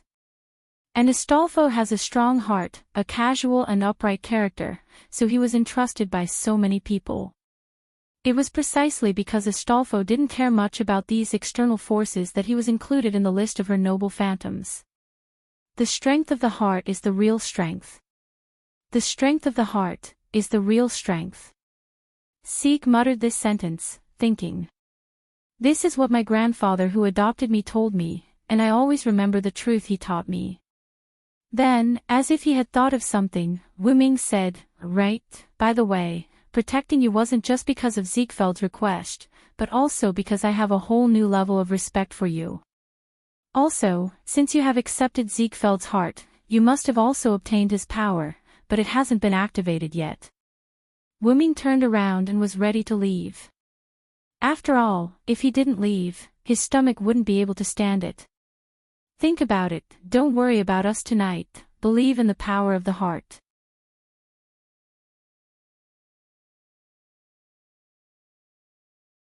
Chapter 77. After leaving the city wall, Wuming went to the dining hall. Everyone else had already finished eating. Only Jean and Astolfo were still waiting. Jean returned to the dining hall because her body needed to eat. Astolfo didn't need to eat, but he would eat with Sieg. Wuming was the same. Wuming would eat with Jean. "Yo, Sodric," Astolfo greeted him warmly. "How is it?" Jean asked. "He won't understand in a short time. There's still a long way to go." "There's no need to rush," Wuming replied with a smile. "Then hurry up and eat, Sodric." After a while, Sodric and Jean were almost done eating, but Sieg still hadn't arrived. "Why isn't Sieg here yet? Did you make him stupid, Sodric?" Astolfo said while lying on the table in boredom. Coincidentally, Sieg pushed the door open and entered just as Astolfo finished speaking. "Sigh, Mr. Sodric." Sieg was a little embarrassed because he had just been lectured by Wuming. He was like a student who had just met his teacher. "Hurry up. Sieg, hurry up and eat. We still have to move later," Astolfo said. Oh. Okay. Soon, everyone was ready. Fiol and Cowles were overseeing Myrenia Citadel. Frankenstein followed Cowles and Fiol and was responsible for protecting them. Wuming and Jean were the main force in Bait. Astolfo was scouting from the sky. Sieg had to deal with special situations with Astolfo, so he rode the eagle with Astolfo. In the end, Sharon would use all-seeing eyes to snipe. As for Leo Gielli and Mordred, they were on different sides. Even with Wuming, Leo Gielli still insisted on moving separately. After discussing how to deal with Shiro Amakusa, the two of them found a graveyard near Tulifas and left Myrenia Citadel. "Let's go, Jean." "Okay." Wuming took out a bottle of potion and drank it. This was a high-level potion from the YGGDRASSAL, World Tree, that had a special invisibility ability. It could block the detection of skills, and only the detection of buildings could see through it. After drinking it, Wuming instantly became transparent. After seeing Wuming disappear, Jean suppressed her magic power and began to act as bait on the street. Because of the man-killer fiends that appeared in Tulifas, no one went out at night. The moonlight shone on the ground, and Joan of Arc, wearing a student uniform, walked on the street step by step. Many residents were already asleep, and there were only a few households with their lights on. Even so, the surroundings were not dark. After all, the moon tonight was much brighter than usual. Wuming hid his figure and followed behind Joan of Arc. Although the plan is good, I'm afraid that the other party won't play by the rules. Wuming thought so. And just in case, Wuming had already set up magic scrolls around Myrinia's citadel, and with Sharon and Frankenstein in the citadel, there was no way for anything to go wrong. Fortunately, Black Assassin wasn't as sly as Wuming thought. Slowly, the surroundings started to become foggy. Whether it was Sharon, who was using clairvoyance to observe from the top of the citadel, or Astolfo, who was riding an eagle together with Sieg, they were all tense as they observed Joan of Arc's surroundings. At the corner in front of them, a black shadow flashed by, and Joan of Arc saw it. It was as if the shadow was luring Joan of Arc. Seems like the other party isn't a simple person, he knows how to lure the enemy. Wuming said from behind Joan of Arc, then do we need to chase after him? Joan of Arc asked without turning her head. Of course, the other party has already created an opportunity for us, how could we not use it? Don't worry, I'll be right behind you. Yeah. After that, Joan of Arc rushed to the place where the black shadow disappeared. After a series of tossing and turning, the black shadow led Joan of Arc to a residential area that was accessible in all directions. Joan of Arc stood in an empty place and carefully observed the surroundings. On the roof of a residential building behind Joan of Arc, Black Assassin Jack the Ripper's figure emerged. From now on, it will be hell. Black Assassin was seen in a pose, holding the two swords backward, and chanting. We are fire, we are rain. Strength, Merry Ripper. The moment he shouted out the noble phantasm, Black Assassin rushed to Joan of Arc. Joan of Arc immediately sensed the danger and quickly condensed the armor and the holy flag. Clank. What? Black Assassin Jack the Ripper shouted in disbelief. His pair of daggers were blocked by something invisible. Wuming appeared, holding the meteor silver, and was in a stalemate with Jack's daggers. Long time no see, Assassin Jack the Ripper. The moment he saw Jack the Ripper, Wuming recalled all kinds of information about Jack before. Wuming lifted Jack and sent him flying. Jack flipped in the air and stabilized his body when he landed. Why? How can you be okay? Jack's noble phantasm, Merry Ripper, used 4 level D daggers to inflict curse-type damage on enemies with specific conditions. When the conditions were met, there would be a curse effect of resentment. It was said that there were more than 80,000 prostitutes in London slums who were killed and thrown away for the sake of living. There were 3 conditions. Nate, female, fog. If Jack used his noble phantasm when all the conditions were met, the target's internal organs would immediately be pulled out of the body and become a corpse to be dissected. If the conditions were not met, it would only inflict damage, but at this time, every time the conditions were met, the power would also increase. But, big brother and big sister, why are you okay? Jack's noble phantasm was not a dagger attack, but a curse, so it could be used from a distance. That meant it could be targeted from a distance. Even if someone blocked the noble phantasm, the targeted person would be hurt. Jack was a little confused. Even if it couldn't cause a fatal blow to the opponent, it should at least cause some damage. But Jack looked at Wuming. He clearly hit Wuming, but he didn't see any effect. And Joan of Arc, who was behind him, also didn't seem to be affected. How can using a curse on the Mystic Dragon work? Wuming said sarcastically. Mystic Dragon EX, entangled by the so-called curse of being possessed by the Mystic Dragon, cursed as a dragon with huge magical power, basically ignoring all negative effects. The curse of 80,000 abandoned babies is not enough. Wu Ming shouted. And I have resistance to curses. Even if you hit me, it will only cause a little damage, and it can't cause fatal damage to me at all. Joan of Arc, who was holding the holy flag, said. What was needed to defend against the effect of this noble phantasm was not physical defense, but resistance to curses. It happened that Joan of Arc, as a saintess, naturally had resistance to curses, and her level was not low. Surrender, Jack. If you surrender now, I won't kill you. Sigh.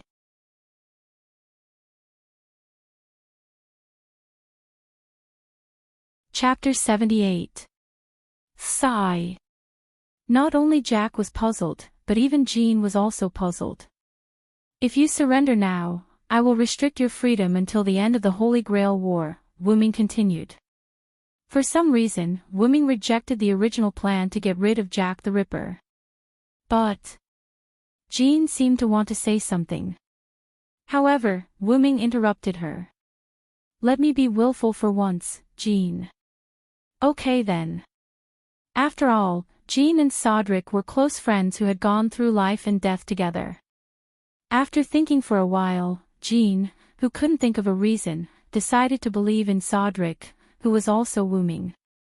After seeing Jean agree, Wu Ming smiled.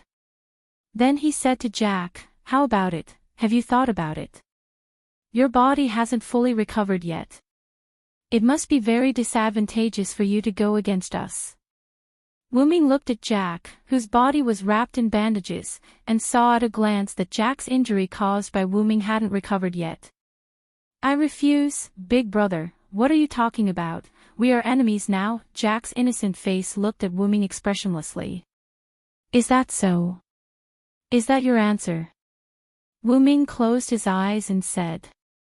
Then I will completely defeat you. Wu Ming opened his eyes, and red vertical pupils appeared in his black pearl-like eyes.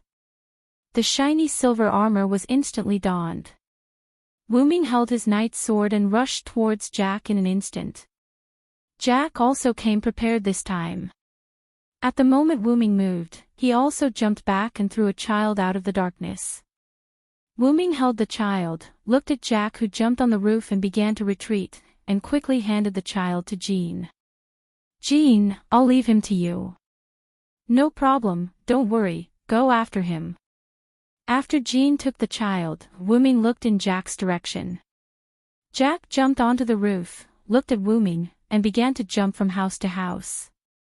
Meanwhile, Wu Ming stomped the ground with his right foot, releasing a large amount of mana. With Wu Ming's right foot as the center, spiderweb-like cracks appeared on the ground. Wu Ming directly charged into the sky, bursting toward Jack, who was constantly jumping on rooftops. What? Jack felt Wu Ming catching up. He turned around and couldn't help but exclaim in surprise.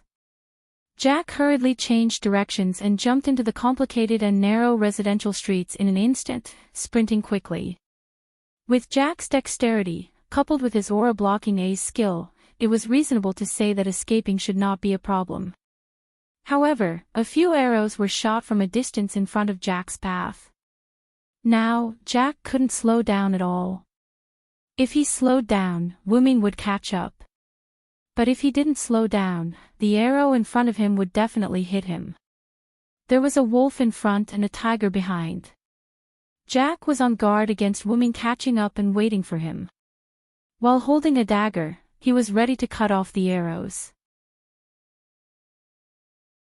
Just as Jack cut off these arrows, suddenly a special arrow that was twice as fast as the previous arrows burst toward him.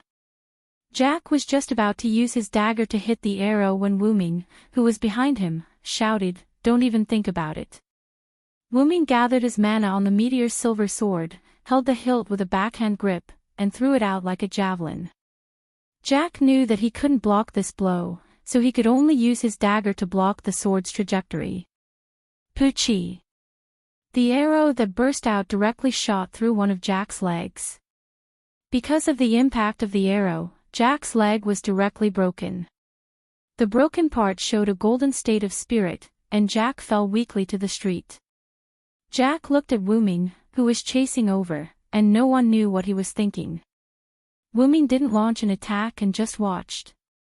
Then Wuming felt a wave of spatial fluctuations, and Jack disappeared in front of Wuming's eyes. Sure enough, it's a command spell again. Wuming stood on a building and watched Jack disappear. But Wuming had already suffered once, and he definitely wouldn't suffer again. When Jack attacked Fio last time, Jack had been marked by Wuming's magic trap. Although there was a time limit, in the current situation, there was plenty of time. As long as he wasn't far away from Wuming, he wouldn't be able to get rid of Wuming's pursuit. At this moment, the marked Jack in Wuming's eyes was like a lighthouse in the dark sea, very conspicuous. And in order to prevent Jack from being summoned away by his master with a command spell again, Wuming and Jean deliberately chose to act as bait in the central area of Tuliphus. In the center of Tuliphus, Wuming could almost perceive 80% of the area with Tuliphus as the center of the circle. In this way, even if his master used a command spell to summon Jack away again, even if Jack led Jean away a little before, it wouldn't have much impact on Wuming's perception of Jack. In case of accidents, Wuming also prepared a tool to enhance the magic of intelligence. Of course, the premise of this series of conditions was that Jack's master was in Tuliphus, otherwise Wuming couldn't do anything. According to Wuming's inference through his sword, Jack was seriously injured and couldn't leave Tuliphus in such a short time. He could only kill people in Tuliphus and dig out their hearts to replenish his magic power. Otherwise, as long as he accidentally encountered a black side or a red side servant, he wouldn't even have the power to protect himself. Sure enough, the mark on Jack's body moved to the opposite direction of Wuming's pursuit of Jack. It seemed that the other side had already discussed it. When they were defeated, they would run in the opposite direction, and then the master would use a command spell to summon Jack back. However, the other side may not have thought that Wuming's combat power was so strong that Jack almost died here. In this way, as long as we find the location of his master, then we won't be afraid of Jack escaping again. With that, Wuming instantly turned around, released his magic power, and burst toward the place where Wuming sensed at the moment. However, the roof that Wuming was standing on was already shattered to the point that it couldn't be any more shattered. It woke up the people who were sleeping in the house. In a house, next to a corpse, a woman was holding Jack, who was running on the street before. She had long green straight hair to her waist, a green off-shoulder skirt, a brown jacket with black fluff on the jacket, and a pair of black knee-high boots on her legs. She looked like a woman with the temperament of a rich young lady. This was the current master of Black Assassin Jack the Ripper, the person who was sacrificed by the former master Xiangliang Leopard Horse, Six Guides Ling Xia. "Jack, are you okay?" Six Guides Ling Xia asked Jack with an unusually gentle tone, while touching her head and looking at her short legs that were still spiritualized. "It hurts, Mom, it hurts." Jack choked with tears in the corner of her eyes. If it wasn't for the bloodstains, daggers, and broken legs on her body, anyone would think that she was a cute child who was bullied. Moreover, the "we" Jack was referring to was herself, not her and Six Guides Ling Xia. Because Wuming had said before that Jack used the curse of 80,000 abandoned babies, which meant that her true body was 80,000 abandoned babies. "Okay, Mom will take you out of here." With that, Six Guides Ling Xia stood up, picked up Jack, who couldn't move because of her broken legs, and walked toward the door. Click, Six Guides Ling Xia opened the door and walked out. Whoosh!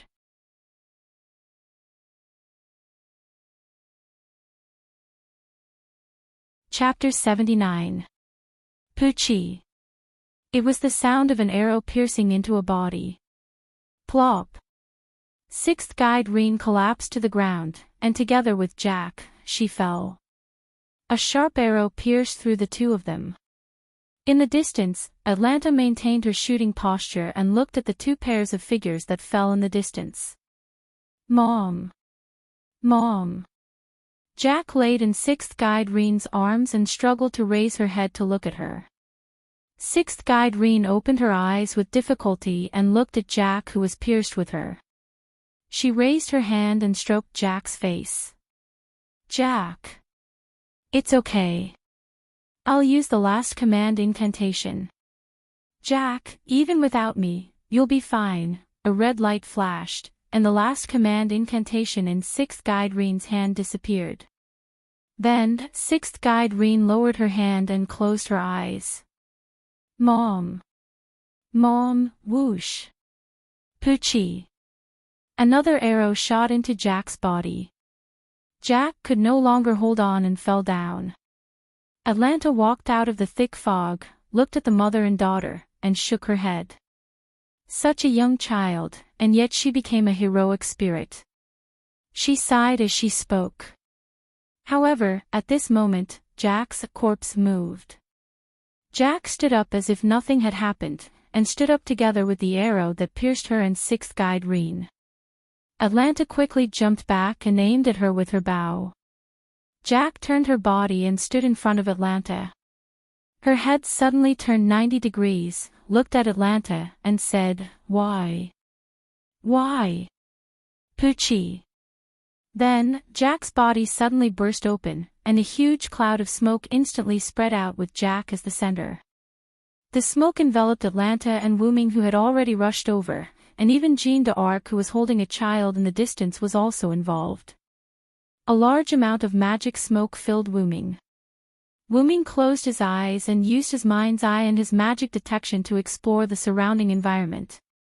"This is an inherent enchantment," Wooming said in surprise. When the smoke dissipated, the scene in front of Wooming had completely changed. Wooming was now at the intersection of an alley. Wooming frowned and looked around. Decay and dilapidation filled this area. The smog produced by industrial production completely covered the city. Everything in front of him, the walls, the ground, and the houses were all grayish-black, an uncomfortable color. Looking at the newspaper that was blown by the wind, Wooming reached out and grabbed it. What entered his eyes was a large amount of English. "I see. If I'm not mistaken, this should be England in 1888. Wooming tossed the newspaper aside and began to walk out of the alley.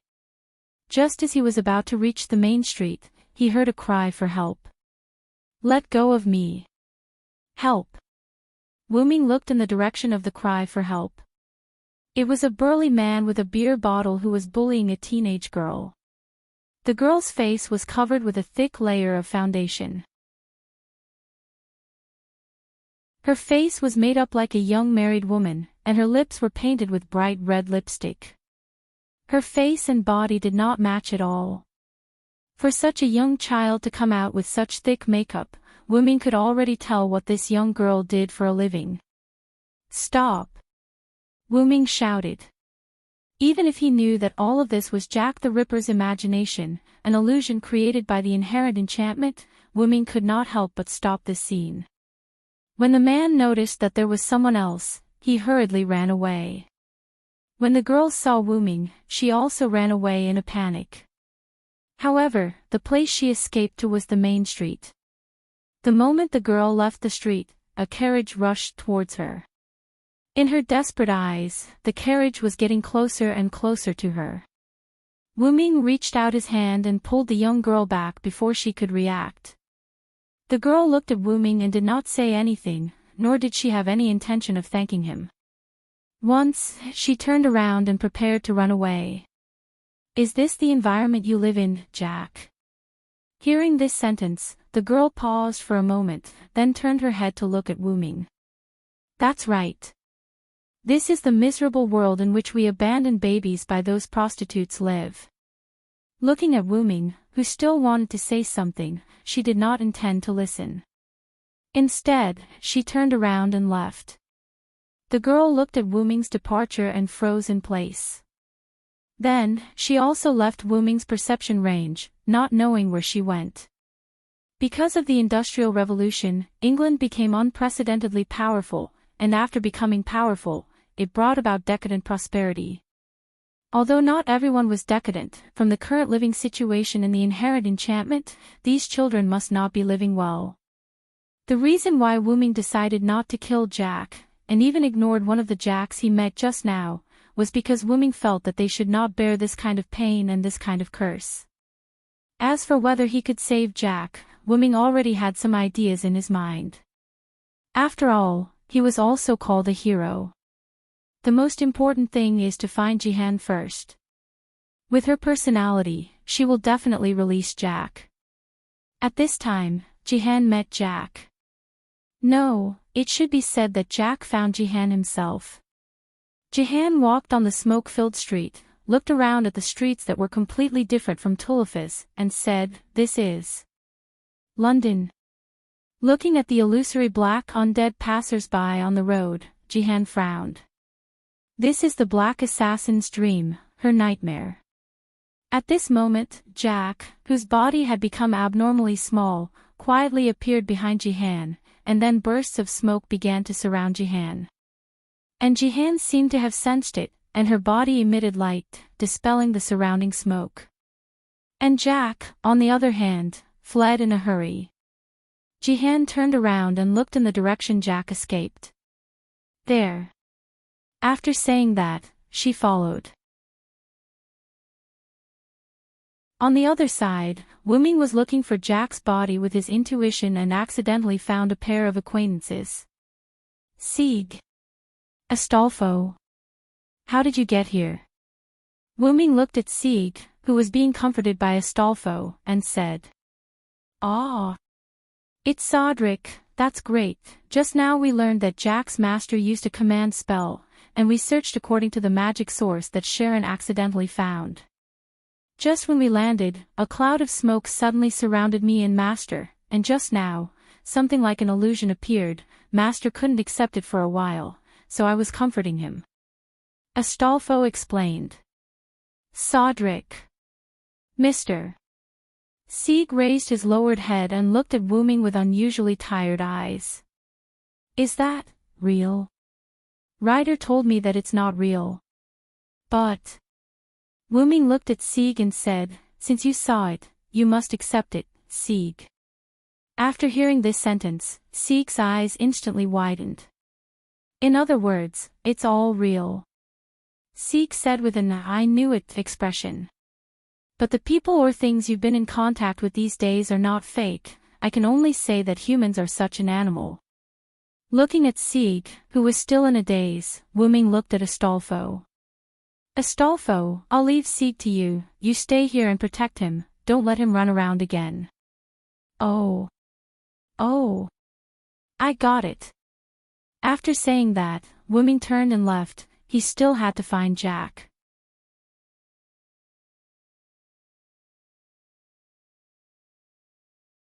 Chapter 80. Joan of Arc chased Jack until a dead end, where Jack could no longer escape. Joan of Arc looked at Jack, who stopped moving forward, and said, "What, you're not going to run anymore?" The young Jack looked at Joan of Arc, who exuded a holy aura, and said in fear, Are you not afraid of Jack the Ripper?" Joan of Arc shook her head calmly. "All of you are nothing more than victims of a tragedy." Jack was also relatively calm. With a wave of her hand, several children appeared in the smoke around them. They were boys and girls. The oldest was about 11 or 12 years old, and the youngest was about 4 or 5 years old. These children began to ask Joan of Arc for help. "Joan of Arc, Lady Joan of Arc, Lady Joan of Arc, please save us. I'm counting on you. Save poor Jack." They raised their hands and moved in the direction of Joan of Arc like a group of ghosts. Joan of Arc said without changing her expression, "I can't do it." In an instant, these children stopped their actions and looked at Joan of Arc with their eyes wide open. "You have been absorbed by the legend of Jack the Ripper." Then, Joan of Arc's right hand began to glow. "Even if I can beat you down, I can't save you." Looking at the children who retreated with wide eyes, Joan of Arc continued. "You should understand now. The swelling hatred and the despair of the victims have changed you and turned you into the legend of Jack the Ripper. The young Jack's body retreated in disbelief with a look of despair on his face. Joan of Arc raised her hand and looked at Jack. At this moment, an arrow was shot at Joan of Arc. Joan of Arc retreated abruptly, and the light on her hand disappeared. Joan of Arc looked at Atlanta, who was standing on the roof next to her, and said, "What do you want to do?" "Red Archer." Atlanta jumped in front of the children, protected the children, and then pointed her bow at Joan of Arc. "That's what I want to say. What do you want to do?" "These are all children. Innocent children. These children aren't even evil. They're just sacrificial lambs. They are sad souls crushed by the structure of the world," Atlanta said with a ferocious expression. "If you want to kill them, then I won't let you off." Jean looked at Atlanta and said with a firm and serious expression, "You should also understand that if these children are alive, they will only have more companions." "Shut up. Returning the soul is salvation." "What kind of salvation is that?" Atlanta roared. Then, he shot an arrow filled with anger. He didn't know if it was because of anger or Jean's technique, but Jean just tilted her head slightly and avoided the arrow.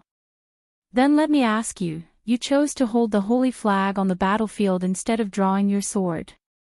Isn't it because you don't want to kill? Isn't it because you don't want your hands to be stained with blood?" Atalanta asked. "What do you think, Red Archer?" Jean said thoughtfully. "Do you think that because I didn't use my sword, I didn't stain my hands with blood? Ever since I decided to participate in that war, my hands have been stained with blood. It was also because of Sodric who helped me share the blood that I was called the Saintess by later generations. If you really think so, you are not the Saintess at all." Atlanta was angry again. "Because of this, I never thought of myself as the Saintess," Jean said naturally. "What?" Atlanta was a little surprised. "That's right, Atlanta." "Who?" Atlanta's arrow pointed to another place. Wuming slowly walked out of the dark street. "It's you." Atlanta looked at Wuming nervously. After all, Wuming's combat power was not to be underestimated. The Red Side servant saw the Starlight Pillar in the Sky Garden of Semiramis that day. "I'm not some general who saved the country. Those titles were just given to us by our descendants. Just like Vlad, he was slandered as a vampire, and now he really is a vampire. Just like Jack, he was turned into the Ripper.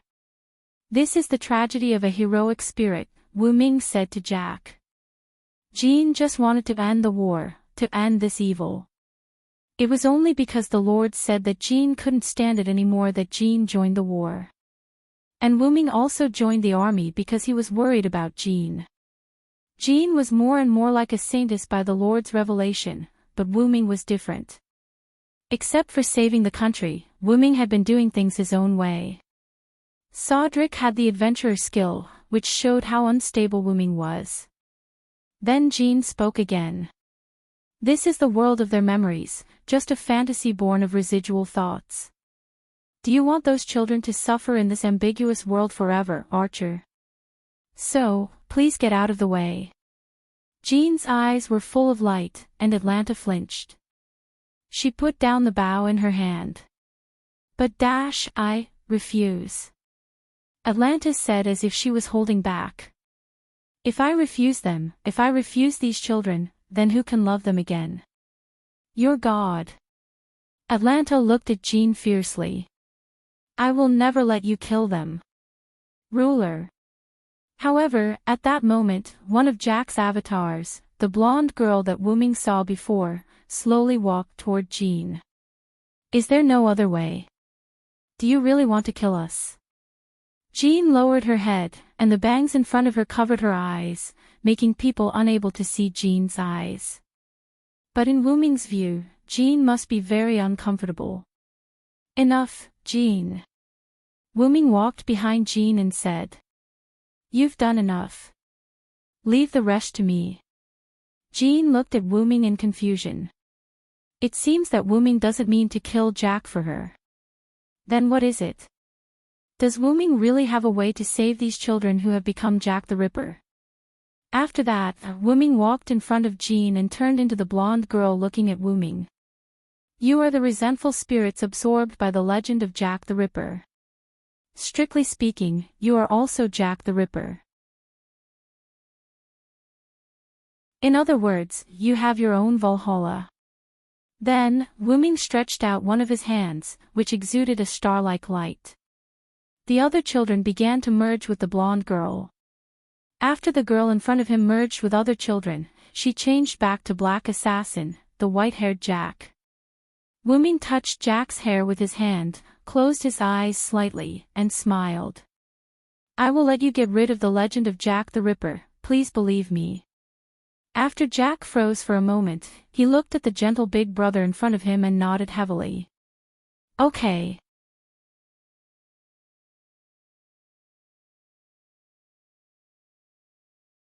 Chapter 81.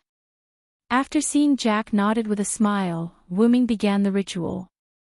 He closed his eyes, and the glowing hand that touched Jack's hair shone brightly, instantly drowning the surroundings, making Jean and Atlanta unable to open their eyes.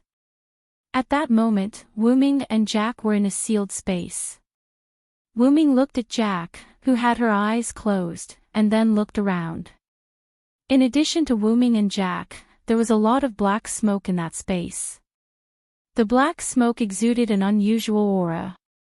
Is this Jack the Ripper's curse? Wu-Ming looked at the black smoke and frowned. Jack, who had her eyes closed, opened her eyes, and saw Wu-Ming and Jack the Ripper's curse that had been entangling them. Jack looked a little panicked at the moment. Although those curses had been with them for almost 200 years, they were still afraid when they saw those curses at the moment. Wu-Ming stepped forward and hugged Jack, saying softly, "It's okay, Jack, I'm here." Jack didn't know why, but after hearing Wu-Ming and the others' words, she calmed down and felt that those curses were not so terrible. Because of resentment, you became a collection of resentment, but because you were absorbed by Jack the Ripper's curse, you had to become Jack the Ripper, unable to reincarnate, and have been cursed. Jack looked at Wu-Ming in confusion, not knowing what Wu-Ming meant. Wu-Ming touched Jack and the other's little head and continued. So if someone takes your place to bear Jack the Ripper's curse, doesn't that mean you're liberated? Jack stared at Wu-Ming in disbelief. They already understood what Wu-Ming meant. But, in that case, big brother, I will become Jack the Ripper, right? Wu-Ming smiled. Don't worry, I'm the demonic dragon, I won't even blink an eye for a curse of more than 200 years. Wu-Ming's plan was to absorb Jack's curse into his body by communicating with Jack's soul. In that way, they would just be resentful spirits. Finally, with Joan of Arc's prayer, he could purify the resentful spirits and let them enter heaven or reincarnate. Then, I'll start, little Jack. Wu-Ming closed his eyes, and his body emitted a faint light. The surrounding black smoke began to struggle to be absorbed by Wu-Ming's body. Wu-Ming vaguely seemed to hear someone struggling. That's Jack the Ripper. Wu-Ming thought. Soon, at a speed visible to the naked eye, the black fog was completely absorbed by Wu-Ming. Now, the entire space was no longer shrouded by the black fog, and it was no longer so eerie and terrifying. However, because of the resentful spirits, there was a trace of coldness here. Okay, now you're no longer Jack. Wu-Ming took a deep breath and said to the souls in front of him. Are we really saved? She shed tears and looked at Wu-Ming in disbelief. I promise. She hugged Wu-Ming excitedly and cried. Thank you. They just kept thanking him, and this was the only way to express their feelings. Then, let's go out. Okay. Outside. When the star-like light emitted by Wu-Ming no longer flickered, Joan of Arc and Atlanta opened their eyes. At this moment, they found that they were no longer in the inherent enchantment, but returned to Tolofus. Sieg and Astolfo, who were also swept into the inherent enchantment before, also appeared on the street not far away. As for the dense fog, it had also disappeared. After reacting, both Joan of Arc and Atlanta looked at the place where Wuming and Jack were before. They found that there was only a child with an illusory body beside Wuming at this moment, and Jack's servant reaction had disappeared. I've rescued Jack from Jack the Ripper's curse. Now she's no longer Jack, she's just a collection of vengeful spirits. Wuming explained to them. Then Wuming looked at Joan of Arc and said, Jean, pray for them. At this moment, Joan of Arc was also relieved. After all, if it was just a resentful spirit, as long as it was purified, it could be reincarnated like an ordinary soul. Wuming looked at Atlanta, who was at a loss, and then looked at the liberated Jack and said, What do you want to do? Jack, that's not Jack. Jack, who was no longer Jack, went directly to Atlanta. Hey, Sister Atlanta, thank you. Thank you for protecting us until the end. We are leaving now to start our new life. Goodbye. Atlanta looked at the child who said so and shed tears. The black fog on her right hand also disappeared at this moment. Atlanta wiped her tears and said to Jack with a smile, Go, I wish you happiness. Then, under Joan of Arc's prayer, Jack turned into a little starlight and disappeared. Before disappearing, Wuming vaguely heard, Thank you, big brother, goodbye, Jack. Then Wuming shook his head again. Obviously, Jack was no longer Jack, and he was Jack. Then, Wuming looked at Atlanta. So, do you have anything to say, Atlanta? Atlanta seemed to have turned back into the famous huntress because some of the curses around her body had disappeared. I have nothing to say. Thank you, Sodric. Atlanta looked at Wuming, her eyes full of gratitude. Atlanta looked at Joan of Arc again. I will beat you down and make you agree with my idea of all children can be saved, ruler. Atlanta was like a hero, challenging another hero. Joan of Arc smiled bitterly. Ah! With a roar, Frankenstein fell from the sky and hammered at Atlanta with a giant hammer. Atlanta dodged nimbly, then looked at Wuming again with gratitude, jumped on the roof, and left. Are you okay? I couldn't find you just now. After a while, the thick fog suddenly disappeared. Berserker, who was sent by His Highness Cowles to look for you, saw the red archer and thought you were attacked, so he rushed up directly, Karen said through telepathy. It's okay. The black assassin has been dealt with. Let's talk about what happened later, Wuming replied. Then Wuming and Joan of Arc, as well as Astolfo, who was supporting Sieg, and Frankenstein, who came to support, returned to Mylnia Citadel. Tolofus returned to its peaceful state. None of the residents here knew that the man-killer fiend incident had been dealt with while they were asleep.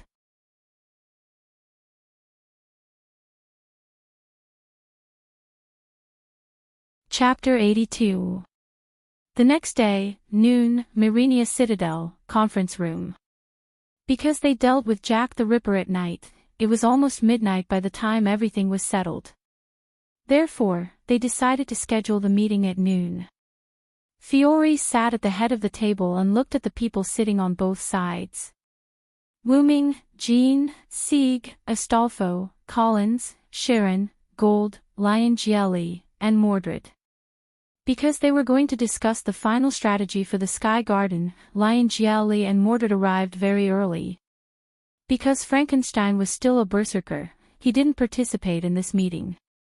Black Assassin, Jack the Ripper's matter is finally settled. I would like to thank Miss Jean and Mr. Sodlek. Because she couldn't move, Fiore only slightly lowered her head to express her gratitude.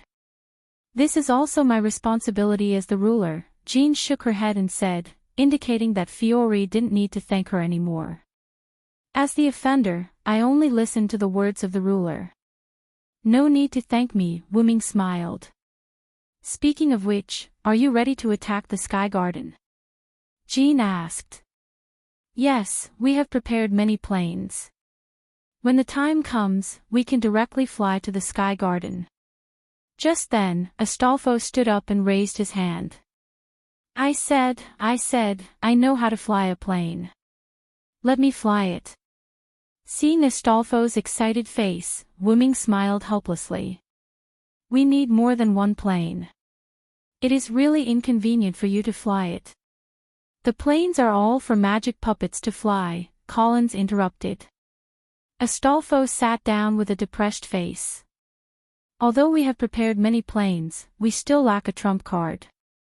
After all, the Sky Garden has automatic magic cannons comparable to the EX level. Therefore, for the current situation, we are still at a disadvantage. Just then, Wuming raised his hand. I have a way to directly enter the Sky Garden, but I need to know what the inside of the Sky Garden looks like. Wuming's method was Portal Scroll. Currently, Wuming was a saber, so he couldn't use Portal Scroll. However, if it was a scroll, after knowing the location, he could open the portal in 3 or 4 days.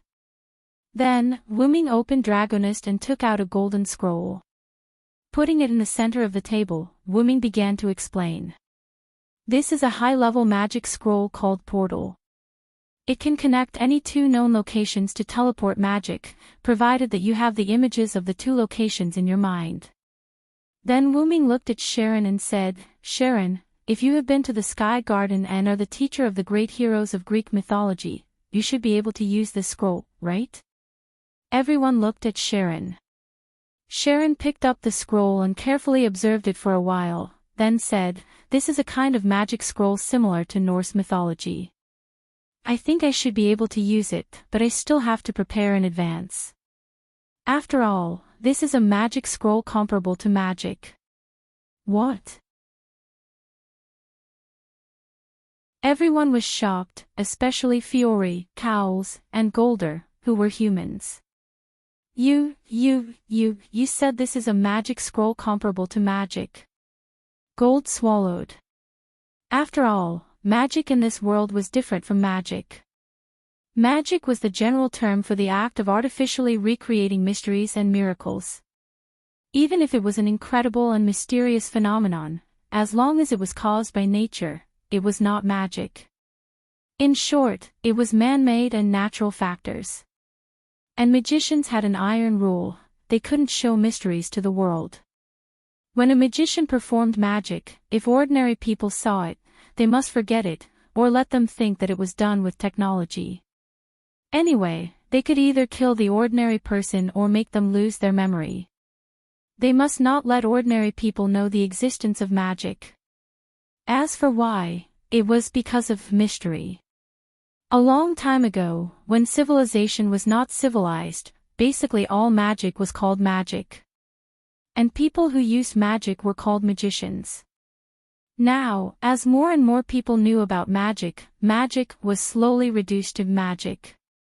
Hiding was the essence of magic. The more people knew and used it, the power of magic would be scattered and weakened. Because magic was the use of power that had been determined in the root, the more people knew, the weaker its power would be. Just like 10 portions of power being used by one person was the same as being used by 10 people. The fewer people knew, the fewer people would use it. That was why magicians tried to avoid magic from being discovered by ordinary people. And there was a clear difference between magic and magic. Magic could be achieved by modern technology, but magic could not be achieved by modern technology. No matter how long it took, no matter how much money it took, as long as it was achieved by modern means, it was magic. For example, Fireball could be achieved by modern technology, and Fireball was magic. For example, time travel could not be achieved by modern technology, and time travel was magic. Of course, the magic Silent learned in Nazarik's underground tomb and the magic of the moon world were 2 different things. They were not the same thing. Yes, I got this scroll when I became a dragon and traveled to other worlds, so judging by the level, it's almost comparable to an A-level noble phantasm. Because of my current rank, I can't use it normally. After all, Teleportation Gate was already a very advanced teleportation skill in Yggdrasil. It ignored the distance. As long as the scene in a certain place, it could connect two teleportation gates. There was no limit to the number of teleportation gates, and there was no time limit to the activation of the teleportation gate. It could only be used after reaching a certain level. Then, that's all for the meeting. We just need to wait for Archer to prepare the activation scroll. Fiol said and sighed with relief. That's it. Let's prepare for the battle in a few days. Wuming stood up and said. In the corridor, Wuming and Joan of Arc walked side by side. No one spoke. They all wanted to quietly enjoy this temporary encounter. After all, Wuming aside, Joan of Arc will return to her Hall of Valhalla after the Holy Grail War. Hey, Sodric. You must win the battle in a few days. Yeah. It was just a few short sentences, but the feelings contained within them were boundless. While the two were enjoying this brief moment, Mordred caught up from behind. Hey! Villo, let's go eat. Ha! Wuming made a strange sound. Why do you suddenly want to eat with me? Wuming looked at Mordred and asked in confusion. It's not because Master said he wanted to go back to the tomb to prepare. I don't want to go back, and I haven't had a big meal in this city yet. Let's go. After saying that, Mordred used her slender arms to wrap around Wuming's neck, wanting to take large strides forward. Wuming looked back at Joan of Arc helplessly and apologized with his eyes. Joan of Arc was taken aback, but after she reacted, she said softly, Sodric, enjoy your meal. Then, Joan of Arc turned around and left.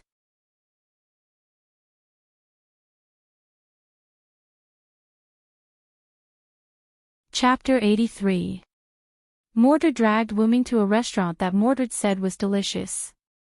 Then, under the usual gaze of the restaurant owner, he served Mordred a dozen dishes. Wuming, on the other hand, ordered a few dishes symbolically, and then looked at Mordred, who began to gorge herself, and could not help but mutter softly. Could it be that the Pendragon family are all big eaters? King Yusef is the same. He usually eats a lot, but Leah eats even more. Now Mordred is eating so much. I'm starting to wonder if the Pendragon family has two stomachs.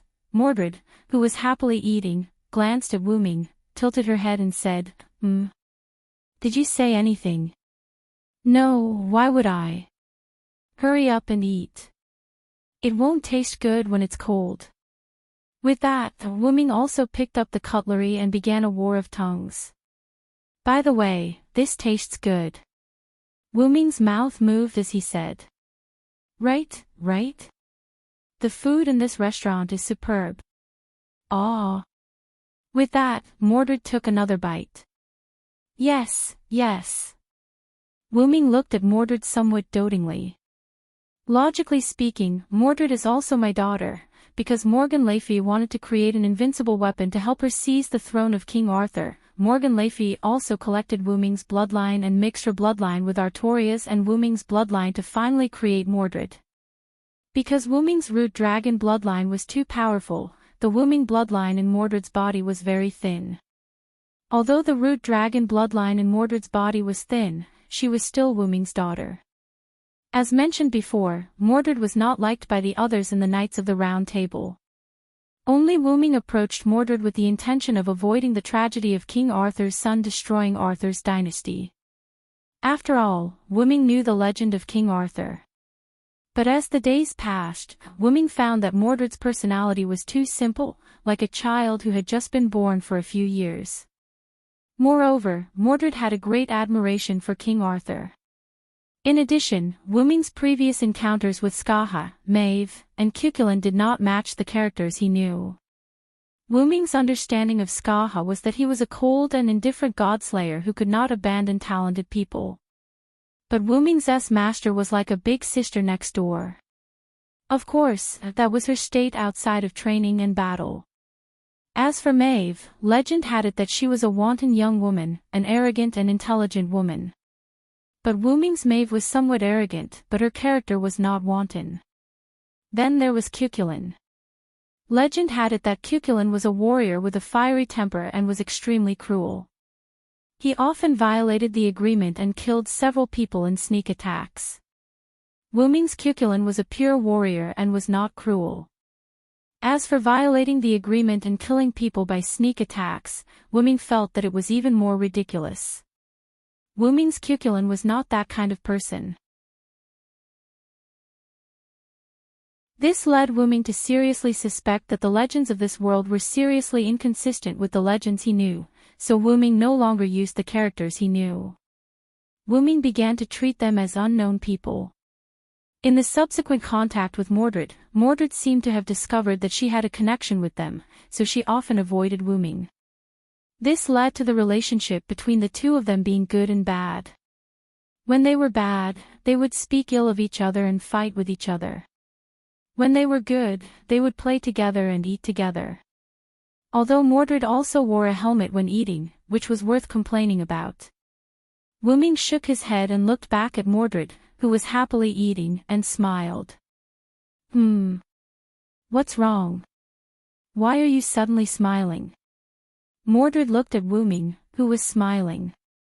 Wu Ming picked up a fork and took a bite of the beef. Enjoying the juicy beef, he replied absent-mindedly, "Nothing, I just thought of something happy." That's strange. Mordred did not look at Wu Ming and resumed her hunt for food. At this time, the door of the shop was opened and a pair of figures walked in. Mr. Sodrick and Red Saber. Wu Ming and Mordred looked at the door and saw Sieg Astolfo standing there looking at them. Mordred said unhappily, "What's the meaning of and Red Saber? I feel like I'm hooked up with him. Damn it." Despite Mordred's words, she did not get angry and continued eating. Sieg Astolfo, on the other hand, stood there and smiled awkwardly. Wu Ming immediately said, "Since you're here, let's have a meal together." After a while, the shop owner served the dishes that Sieg and Astolfo ordered. However, Sieg and Astolfo did not eat and seemed to have something to say. "What is it? Just say it." Sieg hesitated for a while and looked at Wu Ming. "Mr. Sodrick, do you think there is a correct existence in human history?" Wu Ming put down his utensils and wiped his mouth with a napkin. "Is it about Jack the Ripper?" "Yes. Although it's not all of human history, but..." Sieg seemed to recall the scenes that he saw in Jack the Ripper's relic, the Dark Mist City. He did not say anything else. "So, Mordred, what do you think about this?" Wu Ming did not answer Sieg directly. Instead, he asked Mordred. "Huh?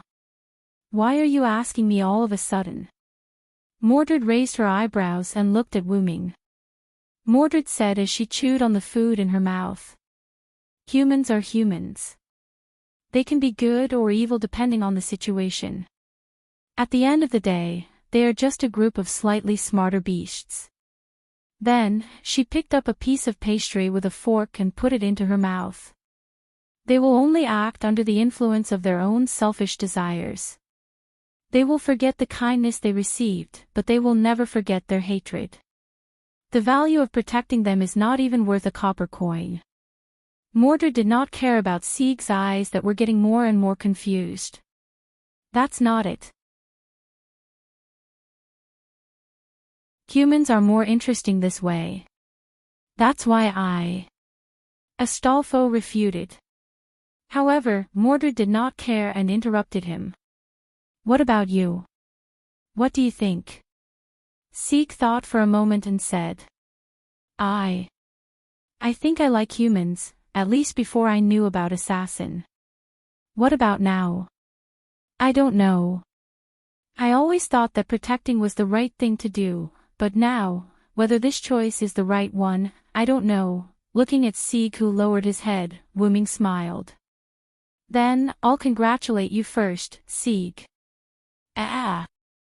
Sieg and Astolfo looked at Wuming in confusion. Because you have the right idea, Sieg. Wuming looked at Mordred. His gaze made Mordred uncomfortable. Then, he looked at Sieg. Let's not talk about whether what you are protecting is the right thing to do. At least you have the right approach. Regardless of the outcome, at least your starting point is good. Wuming took a sip of water and continued. For an android like you who has just been born, this is already a very good thing. Then Wuming looked at Mordred, who had finished his meal, and signaled with his eyes. Mordred understood. He stood up and walked to the door. Wuming also stood up. They were about to leave. You still have a lot to learn, Sieg. At least I can tell you that there is nothing wrong with protecting humans, but you have to distinguish between those who are worth protecting and those who are not. Mordred walked out of the restaurant, and Wuming followed closely behind. Wuming also left a sentence for Sieg. Only by protecting what is worth protecting, can you live up to that heart of yours. At this moment, Sieg seemed to understand something, but also seemed to not understand something. In short, he no longer felt as tired as before. Oh yeah, help me pay the bill. Wuming's voice came after he walked away. Then, Sieg and Astolfo fell to the ground and could not get up again.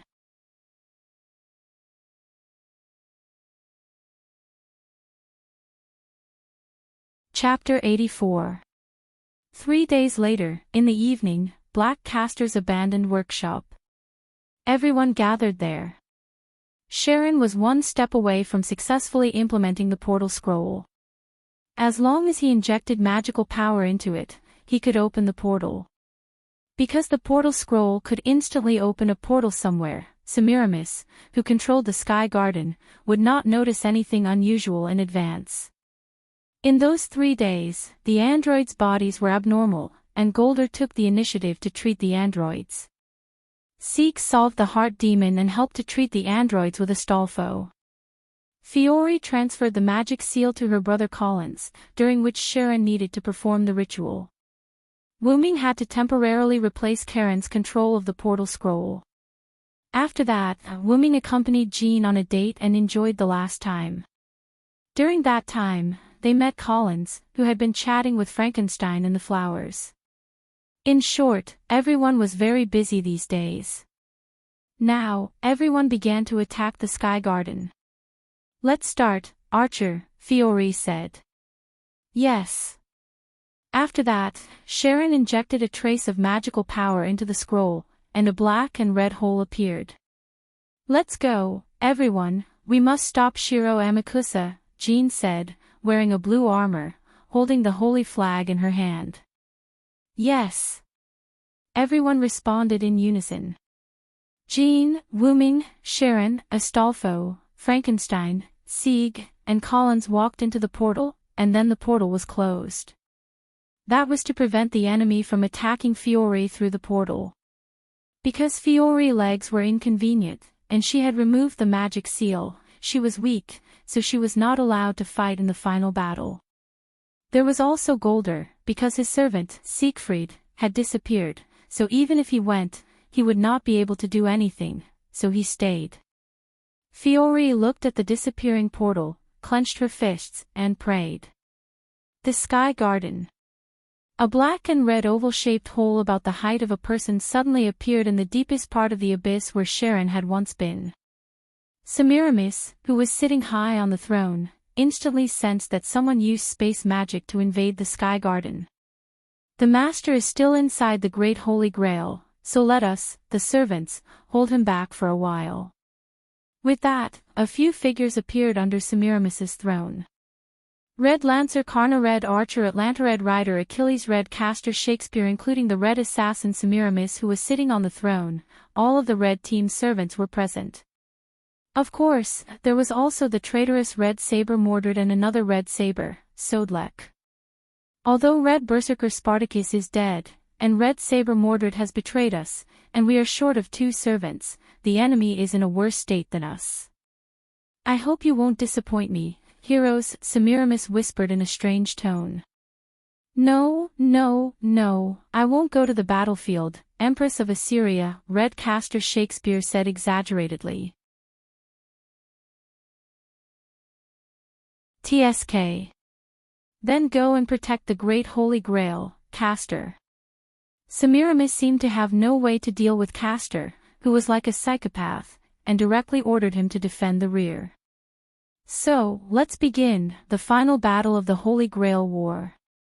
On the other side, after Wuming and others came out of the portal, they immediately closed the portal. After that, except for Joan of Arc, everyone else was teleported away by the space magic of the Sky Garden. Joan of Arc looked around vigilantly, and then she had no choice but to move on. After all, time waits for no one, and she didn't have to worry about the comfort of others, they were all heroes. Somewhere in the Sky Garden, Achilles, who had green hair and a crossbow, was waiting quietly with his eyes closed. Suddenly, a brown-haired young man with a ponytail appeared. Sharon looked at Achilles, then looked around and said, "So, it's space magic." "Yes, and it's the best place for you and me to fight." Achilles opened his eyes and said. The relatively empty space was suitable for Sharon, who was the archer, and Achilles, who was the rider, to fight. On the other side of the Sky Garden, Collins, Frankenstein, Sieg, and Astolfo looked at the strange ancient Babylonian street in confusion. All of a sudden, an arrow flew towards them. Boom! Ah! Frankenstein knocked away the arrow with his hammer and roared. "Red Archer!" Collins panicked. "Rider!" Sieg shouted. "Roger!" Hippogriff, the illusory horse of the world. Astolfo summoned the eagle and flew with Sieg and Cowls. Berserker is responsible for the main attack, Red Archer, Rider is responsible for the feint attack, is that okay? Collins, Sieg, and Astolfo discussed. Well, no problem. Atlanta, who was in a hidden house, looked at Astolfo, who was in the air, and Frankenstein, who was rushing toward them, and she couldn't help but frown. Really, they said, one-on-one, need to contain the opponent's trump card, and each of them has to deal with one servant, but they actually want me to deal with 2 servants. Atlanta drew her bow again, but this time it was 2 arrows. Then, I will let you fall here. I present you with this calamity. Phoebos Cachi, Petition of the Arrow. Between the thrones of Semiramis, Mordred looked at the door and couldn't help but laugh. It seems that we have drawn the trump card, Master. But Gialli shook his head helplessly and said, if possible, I really don't want to draw the trump card. Although he said that, Gialli took the lead and said, let's go, Saber, let them see the power of the Knights of the Round Table. Ah! No problem. Master. In a virtual space, Wuming appeared here. Looking at the dim space around him, Wuming frowned. It seems that the opponent has a powerful noble phantasm, otherwise, I won't be transferred here. Following a series of footsteps, a fair-skinned man wearing golden armor and golden earrings walked over. He was holding a divine spear that was as bright as the sun. So, my opponent is you, Karna said. No wonder there is this space. If it is in the Sky Garden, it is afraid that you will break it, Karna, Wuming said. Although I've appeared in this world as Sodric, I've basically inherited all of Vero's treasures. For the time being, I should be able to put up a fight. Wuming condensed his armor and took out his meteor silver. Then, Wuming looked at Karna. So, let's begin, hero of charity. And Joan of Arc, under the guidance of the revelation, came to the Great Holy Grail. Oh, oh.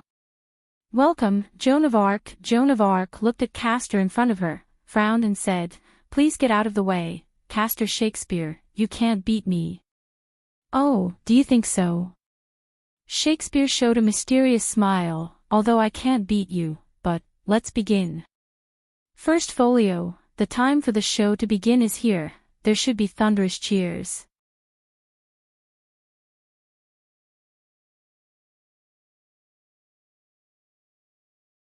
Chapter 85. Achilles and Sharon stood facing each other. Achilles explained to Achilles the reason why he had helped Shiro Amakusa Shurjin. The third magic, Heaven's Feel. So that's how it is. With the power of the Great Holy Grail, it is indeed possible to materialize the soul and save the human race. Sharon was not pretentious and evaluated the idea from a third person's point of view. That's right. As a warrior, don't you think this is a dream worth gambling on, Sharon? Sharon. Achilles asked. Why?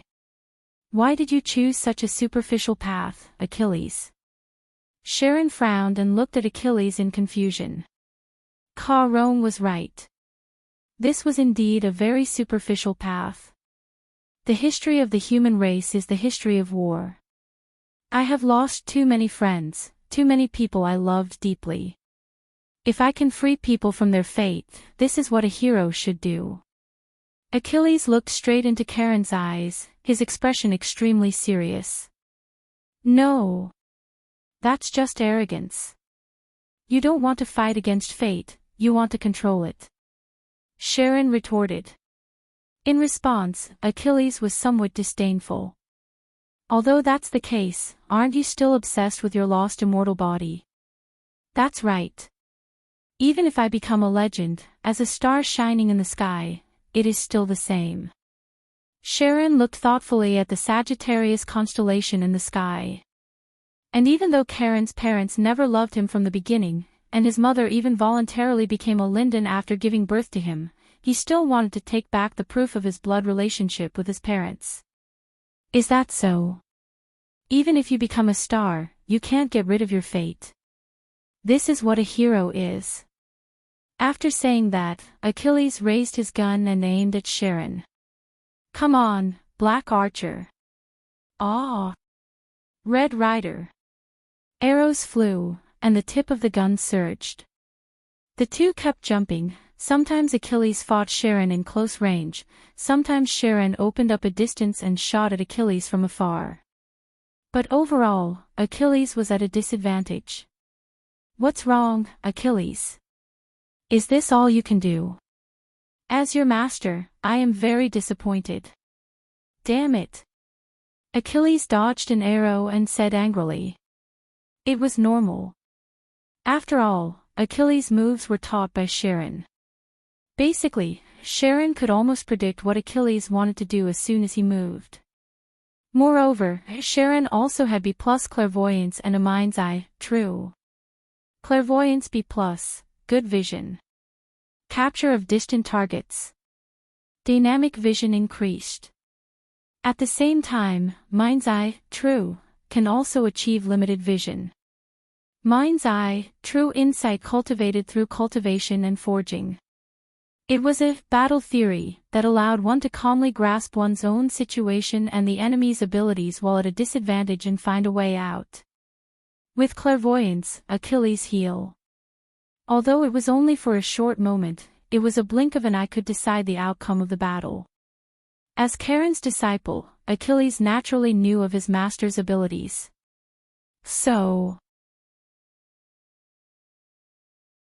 Diatrikon Asterlonk, star of the soaring sky. Achilles instantly threw the spear to Sharon and activated his noble phantasm. The surrounding space froze.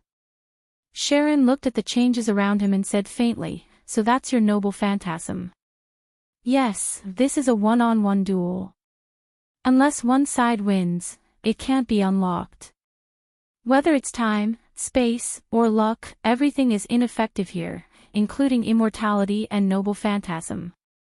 Only your own power can work here, and if one side loses, the failure will also be transmitted to the other side. Although it's ineffective if the other side doesn't want to fight one-on-one, we are indeed in a one-on-one duel right now, and I believe you won't choose to run away. Sharon replied, so that's how it is. As long as I don't want to run away, this place won't disappear. And if I stay here, my future vision won't work. Then Achilles made a pancreasin pose. Although I didn't want to fight you one-on-one before, it's different now. We have a trump card. Sharon then abandoned the bow in his hand. Since the noble phantasm won't work, I'll use Pancreson too. Sharon and Achilles bumped their fists. I'm Achilles, the son of the hero Peleus. I'm Sharon, the son of the great god Kronos. Then both of them said at the same time, let's fight. Let's fight. The two of them were on the verge of fighting. On the other side, there were colorful ripples in the sky, and arrows rained down from the sky. The places where the arrows hit were as if there was an explosion, and they kept exploding. Sieg, Astolfo, Frankenstein, and Cowles, who were in the arrow formation, could no longer be seen. However, Atlanta, who had released her noble phantasm, did not relax. In her senses, although the opponent's aura had weakened, it did not disappear. Then, streaks of green lightning shot out, destroying the countless arrows that were shot down. Astolfo rode on the eagle and carried Sieg. There were no traces of arrows on their bodies, and even their clothes were not wrinkled at all. Frankenstein, who had rushed forward, appeared next to Cowles. Command incantation. Atlanta said thoughtfully as she looked at Frankenstein, who had disappeared. Frankenstein's body was full of arrows, and his body was broken. Cowles, who was under his protection, was not hurt at all. Berserker. Cowles looked at Frankenstein, who was full of arrows, with an indescribable tone. After seeing the arrows, Cowles immediately used the command incantation to call back Frankenstein, who had rushed over. The Red Archer did not care about Berserker and deliberately set the range of his noble phantasm to his side. He was indeed a hero who left his name in history. Ugh hi! Frankenstein roared angrily as if he was angry that the opponent had attacked his master, and he was angry that he was hurt. Wait a minute, Berserker, let me treat your wound first, Cowles said to Frankenstein. At the same time, Cowles said to Astolfo and Sieg, who were flying in the air through spiritual communication, please ask Ryder to restrain Archer, or else we won't be able to rush over. Understood. Astolfo roared and rushed up with Sieg. Atlanta, who was hiding in the shadows, looked at the eagle rushing over from the sky and immediately drew her bow. After drawing the heavenly bow to its fullest, the rank a powerful arrow was shot out. Atlanta's noble phantasm, heavenly bow, could be strengthened to A level after fully drawing the bow. Astolfo knew the power of that arrow, so he did not choose to take it head-on, but chose to dodge. However, when Astolfo dodged, several more arrows were shot at him. While moving, the eagle frantically dodged the arrows. However, there was an arrow hidden behind another arrow.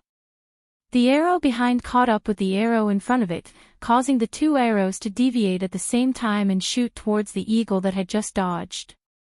That showed how amazing the archer's archery was. Astolfo knew that he could not avoid the arrow, but he did not panic.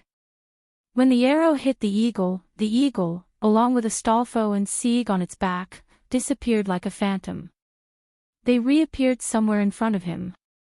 What? Is this dimensional jump? At that moment, the eagle had almost rushed to Atlanta, and Astolfo was also happy. That's right, this is Hippogriff's special ability, dimensional jump. Although it's only for a short time, tonight is indeed a moonless night. Don't underestimate me as one of Charlemagne's 12 warriors.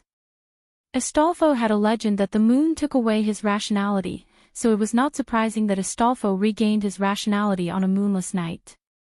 Astolfo instantly poured his magical power into the eagle's body and activated the eagle's B-level noble phantasm. Although the eagle's level was inferior to the griffin, which was a divine beast, the crushing damage caused by its dash was comparable to a grade of physical attack. Go! Hippogriff!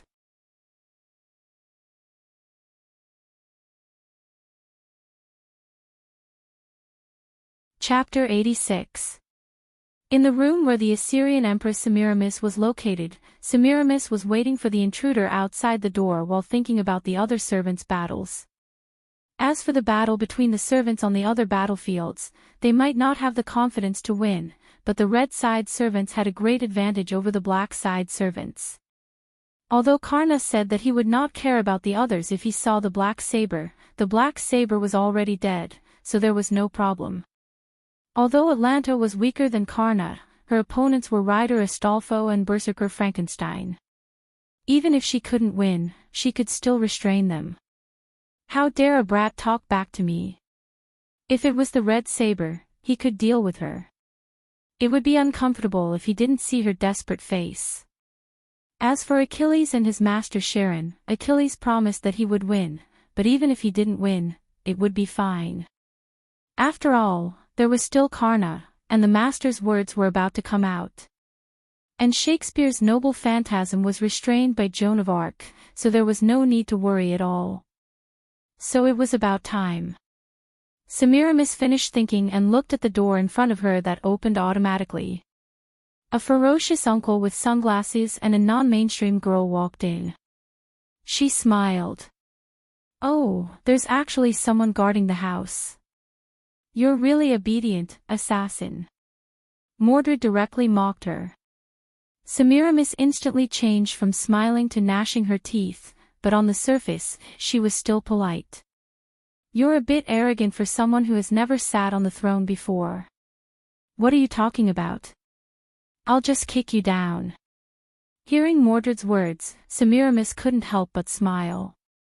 Then she smiled and said, "The reason why I use space teleportation to lead you here is that I want to personally teach you how to talk."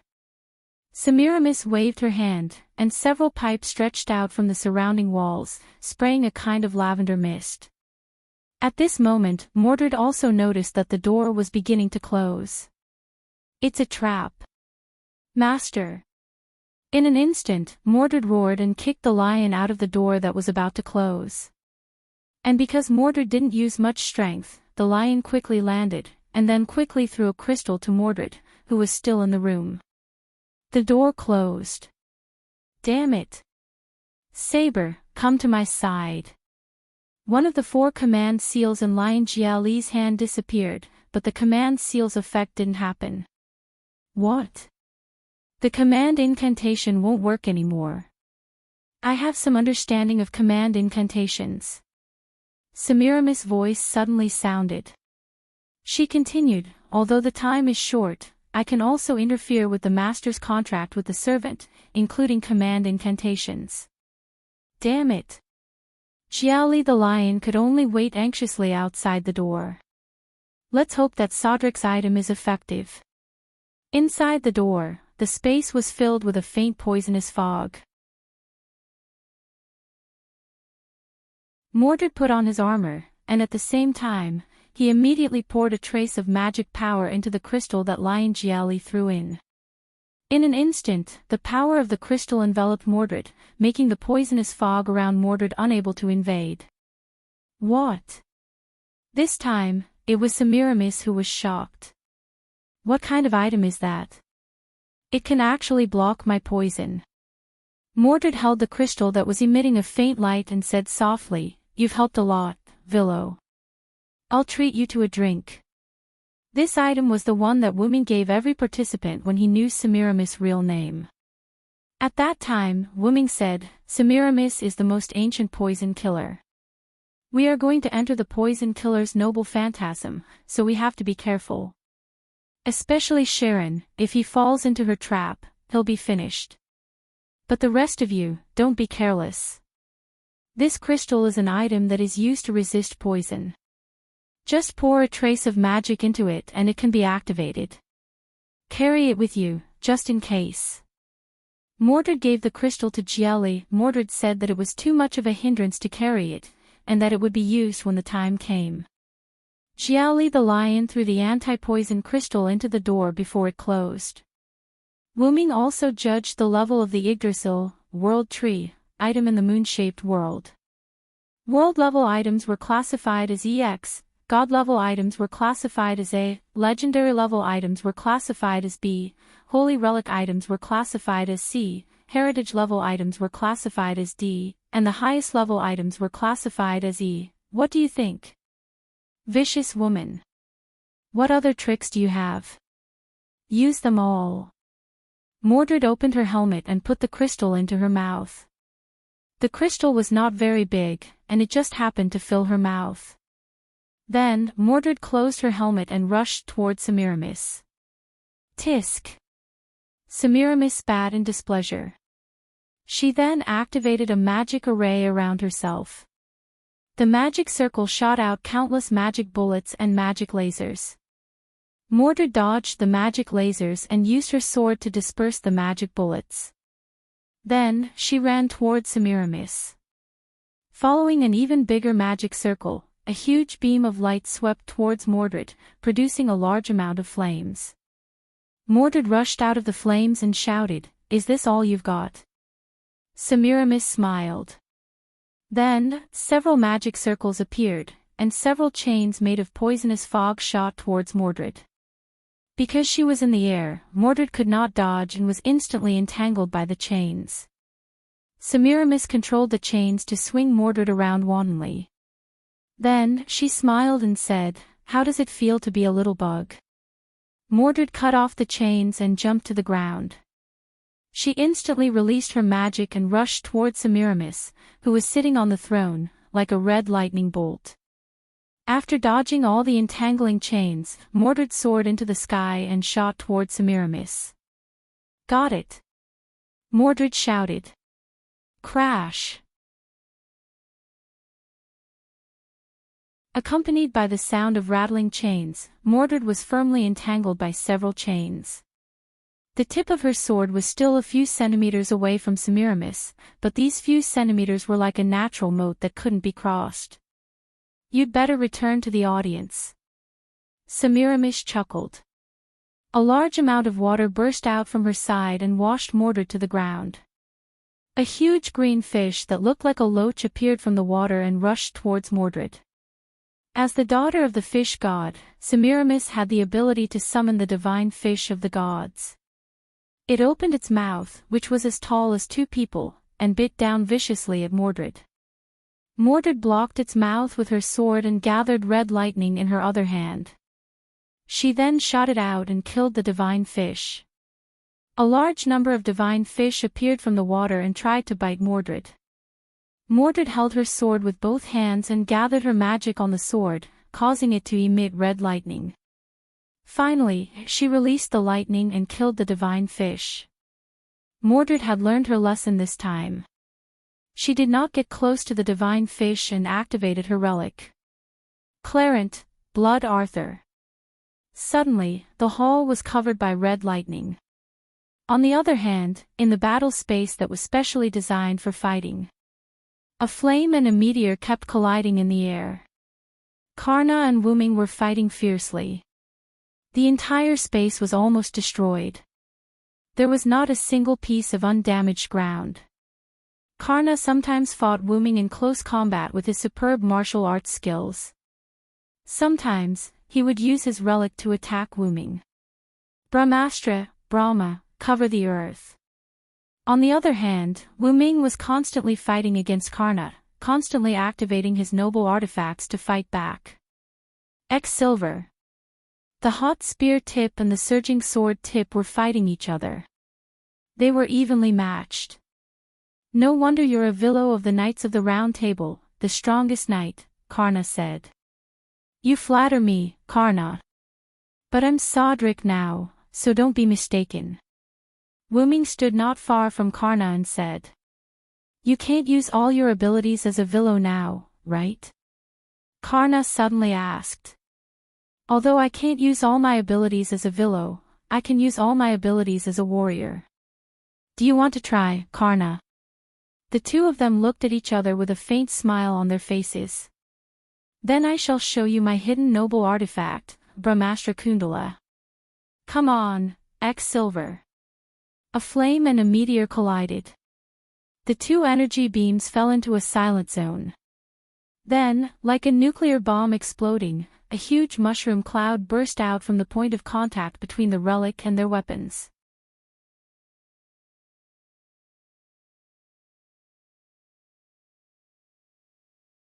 Chapter 87. Wu Ming and Karna stood in the middle of the battlefield, where the ground could no longer be seen. The two looked at each other. Even Brahmastra Kundala couldn't take you down, Karna said calmly. I didn't hear the surprise in that sentence, Wu Ming said with a smile. Karna just shook his head and said, you can block my Brahmastra Kundala, which means you are indeed the legendary British silver dragon Villo. Then he said, it seems that Sodric, the General of Salvation of France, is not you. No, it's your other identity, Villo. Wu Ming obviously noticed that Karna had a special skill, and he already knew that he was both Sodric and a Villo. Poor man's insight the ability to see through the other party's character and attribute, and not be deceived by verbal excuses and deceit. I once had the honor to ask the weak about their life and value, so I have the ability to see through the other party's character and attribute, Karna explained. You are not an evil person. In that case, the rumor that the Villo who transformed into the demonic dragon possessed Sodric is a rumor. No, it should be said that the Villo and Sodric are the same person, so the rumor is also correct. Wu Ming couldn't help but praise, as expected of Karna, the hero of charity. Yes, I am both Sodric and a Villo, but I am now summoned as Sodric, so I only have Sodric's skills and noble phantoms. Karna said, then, in order to show my respect, I will give you my strongest attack. After that, Karna's body began to ignite in flames. Upon closer inspection, the thin and sturdy golden armor on his body began to turn into flames. The flames gathered at the tip of the divine spear transformed from the Brahmastra. Is that so? Then I can't hide it anymore.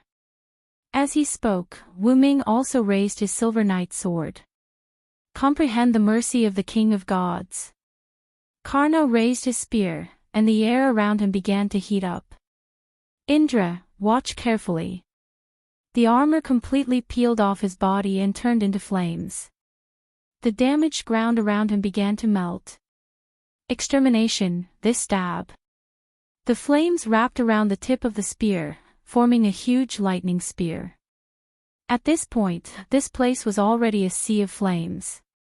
Burn completely. A huge sun will shone behind him. Vasvi Shakti, O sun, submit to death. The stars hidden in the world. Meteor Silver's blade began to emit a white light, illuminating everything around it. A sacred sword that can wipe out all evil. Cracks appeared on the body of the sword, and an even more dazzling golden light burst forth from within. There's no need to cover your light anymore. The body of the sword was completely shattered, and a dazzling golden sword of light appeared. It was constantly floating, and the silver sword fragments were attached to the golden sword of light. Shine! The sword of light soared into the sky. Silver meteor. The unparalleled lightning collided with the dazzling starlight. The space somewhere in the sky garden gradually cracked. Sharon and Achilles were in an independent small world. Atlanta and Astolfo, Sieg, Frankenstein, and Cowles were in the residential area of the Sky Garden. Semiramis and Mordred between the thrones, and Gielli, the lion outside the door. Joan of Arc in the environment, and Shakespeare, who was playing the role of evil. Shiro Amakusa, who was about to walk out of the Great Holy Grail. These people all saw the scene and heard the sound of the world's destruction. Boom, boom, boom, boom, boom. The cracked space directly exploded, and a huge amount of energy violently poured onto the Sky Garden. A large amount of light seemed to have turned into a substance, raging and destroying everything in the Sky Garden. Whether it was Achilles and Sharon who came out of the one-on-one space after removing the star of soaring skies Diatrico Asterlink. Atlanta, who realized the crisis and fled quickly, and Astolfo, Sieg, Frankenstein, and Cowles, who were carried by the eagle. They were all desperately running in the opposite direction of the light. To be precise, they were fleeing. Almost everyone used skills or noble phantoms. Achilles used his noble phantoms, which allowed him to pass through the vast battlefield in one breath. Even if there were obstacles in the field, his speed would not be reduced. Sharon used his skill, Divine Wisdom A+, to simulate his own skill as a centaur, 1,000-mile scamper. Divine Wisdom A+, except for the hero's unique skills, almost all skills, limited to ancient Greece, can be played with BA level proficiency. 1,000-mile scamper A has endless stamina for long-distance movement, and the agility parameter temporarily increases rapidly. It can also play the effect of increasing the endurance and strength parameter when running at full speed. Atlanta used her skill, Crossing Arcadia. Crossing Arcadia B can move across all obstacles in the field, including the enemy. Because on the edge of crisis, Atlanta did not use another skill, Aesthetics of Pursuit. Aesthetics of Pursuit C, let the enemy take the lead, and then you can take the lead after confirming the enemy's actions. Although the enemy ran first and she would overtake the enemy first, Atlanta did not dare to use this skill when the light behind her was spreading rapidly. If she did not run fast enough, it would be bad if the light caught up with her. Astolfo, on the other hand, let the eagle carry the four of them and used Hippogriff's trump card, Dimensional Jump. Dimension Jump, after releasing the true name, the eagle and its rider will switch into a blurry posture and disappear when the eagle screeches. It can escape all forms of observation in the world, and even reappear in other places. This ability could be called a bug-level ability, saving the lives of the four of them. No one knew how long it took, the light disappeared, and the original huge sky garden disappeared directly. The Great Holy Grail, which was originally in the center of the Sky Garden, was also exposed. Next to the Great Holy Grail was Joan of Arc and Shakespeare, who came out of the environment. The hall in the center of the throne was also exposed, revealing Semiramis, Mordred, who was covered in blood, and Gielli, whose body was pierced in many places.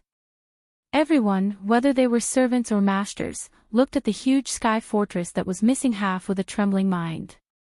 Even Fiore and Gold in the distant Mylnia fortress noticed the magical anomaly of the Sky Garden.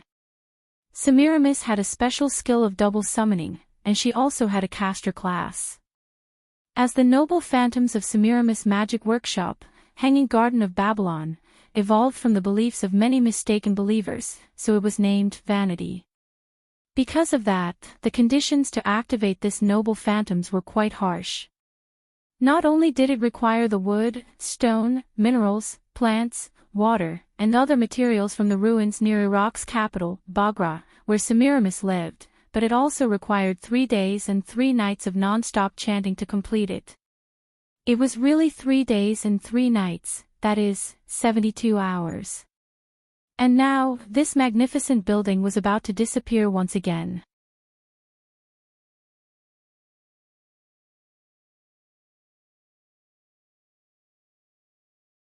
Chapter 88.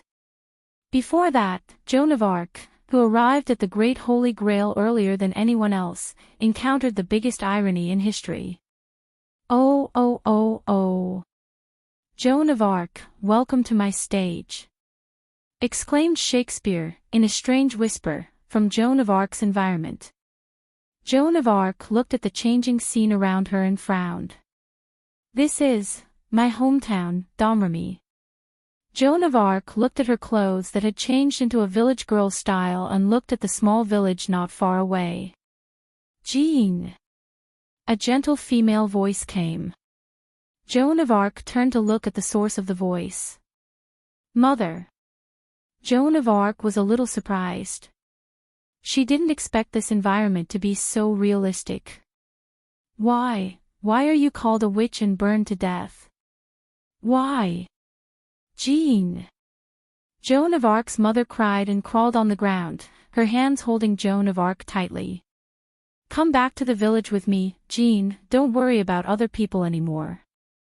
Joan of Arc's mother pleaded. But Joan of Arc didn't pay attention to her mother, not because Joan of Arc was unfilial, but because the environment in front of her was just created by Red Caster Shakespeare. Red Team's caster, are you satisfied with this? Jean said calmly. Then Shakespeare's voice sounded in the air. No, the drama has just begun. Let's begin the second act. When Shakespeare's voice fell, Joan of Arc found that there were two curtains in front of her, like the curtain on the opening and the closing stage. One opened. When the curtain opened, the scene in front of Joan of Arc changed again. Joan of Arc stood on a high ground, holding the holy flag in her hand, commanding the French soldiers behind her to rush to the British enemy. For a time, the entire battlefield was covered with blood, and a lot of lives were constantly lost. Some people begged for mercy, but they were still killed. In an instant, Joan of Arc was full of dead bodies. "It's covered with blood, Your Highness Saintess." Shakespeare's voice sounded in the air. However, Joan of Arc didn't have much of a reaction to this. "It's useless to show me anything." Joan of Arc then raised her hand and looked at it. "Since the hands of those who follow me are dirty, then my hands are dirty, and I have never felt fear of this." Suddenly, as if a corpse had come back to life, a gorgeously dressed corpse suddenly sat up, but that face was Shakespeare's. He looked at Joan of Arc and asked, "Then, let me ask you as the representative of Charles VII. Then a corpse beside Joan of Arc suddenly raised its head. Needless to say, it was another Shakespeare's face. "You stepped forward bravely and went to the battlefield. Dirty my hands with blood and win back France." Then the corpses around her raised their heads and asked Joan of Arc, "However, you were burned at the stake in the end. How sad is this? In my opinion, this is betrayal, tragedy, despair. Even so, do you still believe in the Lord? Do you still think that fighting is meaningful?" However, Jean still turned a blind eye to these and replied calmly, "Of course. My death is a fate that I have never escaped." Then Joan of Arc raised the holy flag in her hand and said, "Since I raised this flag, I have lost the right to die peacefully in my hometown." For Joan of Arc, who was not affected in the slightest, Shakespeare was not disappointed. One of the corpses snapped his fingers, and the scene changed. Joan of Arc looked at herself in a prisoner's uniform, her hands were handcuffed, and the handcuffs were connected to this rope. She was led forward by a knight riding a horse in front of her. In this way, how could Joan of Arc not know where she was now? "What a bad taste, Castor," Joan of Arc said sarcastically to Shakespeare. "No, no, no, this time it's not you, Lady Saint." The knight riding the horse in front turned back and looked at Joan of Arc. Sure enough, it was another Shakespeare's face. Shakespeare pointed to the front, and Joan of Arc looked in the direction he pointed. Joan of Arc's pupils shrank slightly. Sauterlech. Yes, it was Joan of Arc's childhood friend, General Sauterlech, or Wooming, who was burned at the stake in this illusion. Wooming's eyes were lifeless as he was tied to a pillar by iron chains. The flames around his body were burning fiercely.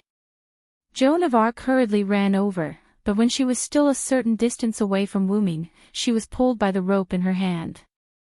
"Why? Why didn't you burn me?" Joan of Arc hurriedly asked a priest standing under the execution platform.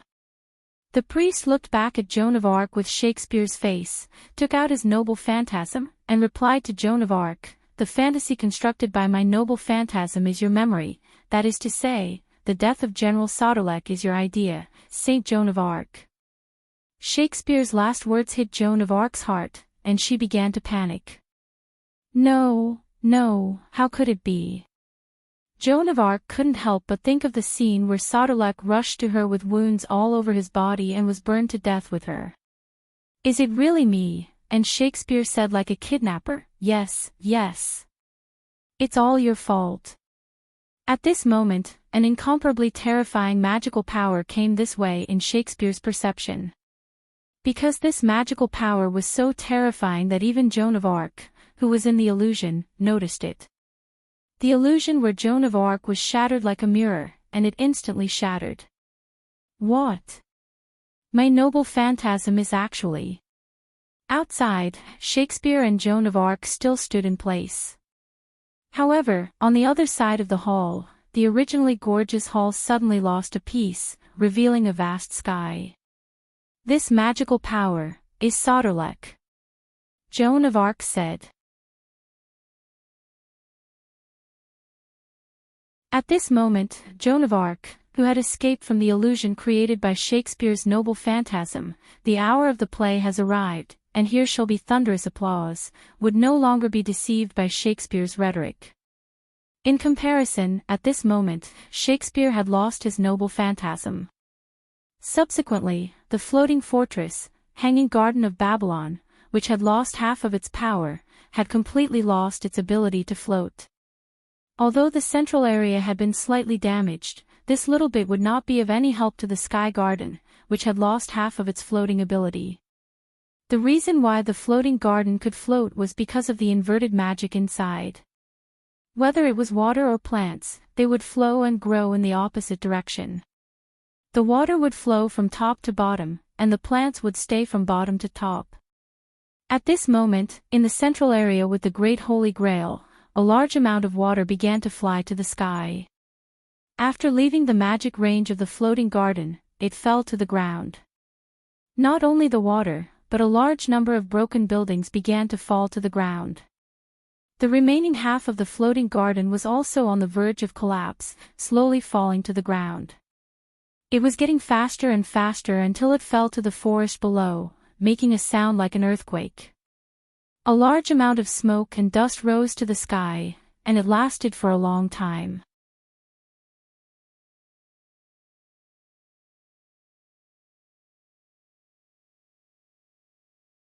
Chapter 89. Amidst the ruins of a large number of buildings, a hand suddenly reached out from one of the taller ruins. Accompanied by a burst of debris and dirt, Wuming struggled to crawl out. Wuming was covered in wounds, and his broken armor was almost completely gone. Wuming panted heavily and looked ahead tiredly. He saw another hand reaching out from the taller ruins. However, compared to Wuming who struggled to climb out, this figure was more illusory and weak. After getting out of the ruins, he half-squatted on the ground. Karna could no longer stand. After all, compared to Wuming who did not sacrifice any defense, Karna had stripped off the armor that was connected to his skin to form Karna's most powerful noble artifact, Sun Wheel, Obedient Death, Vasvi Shakti.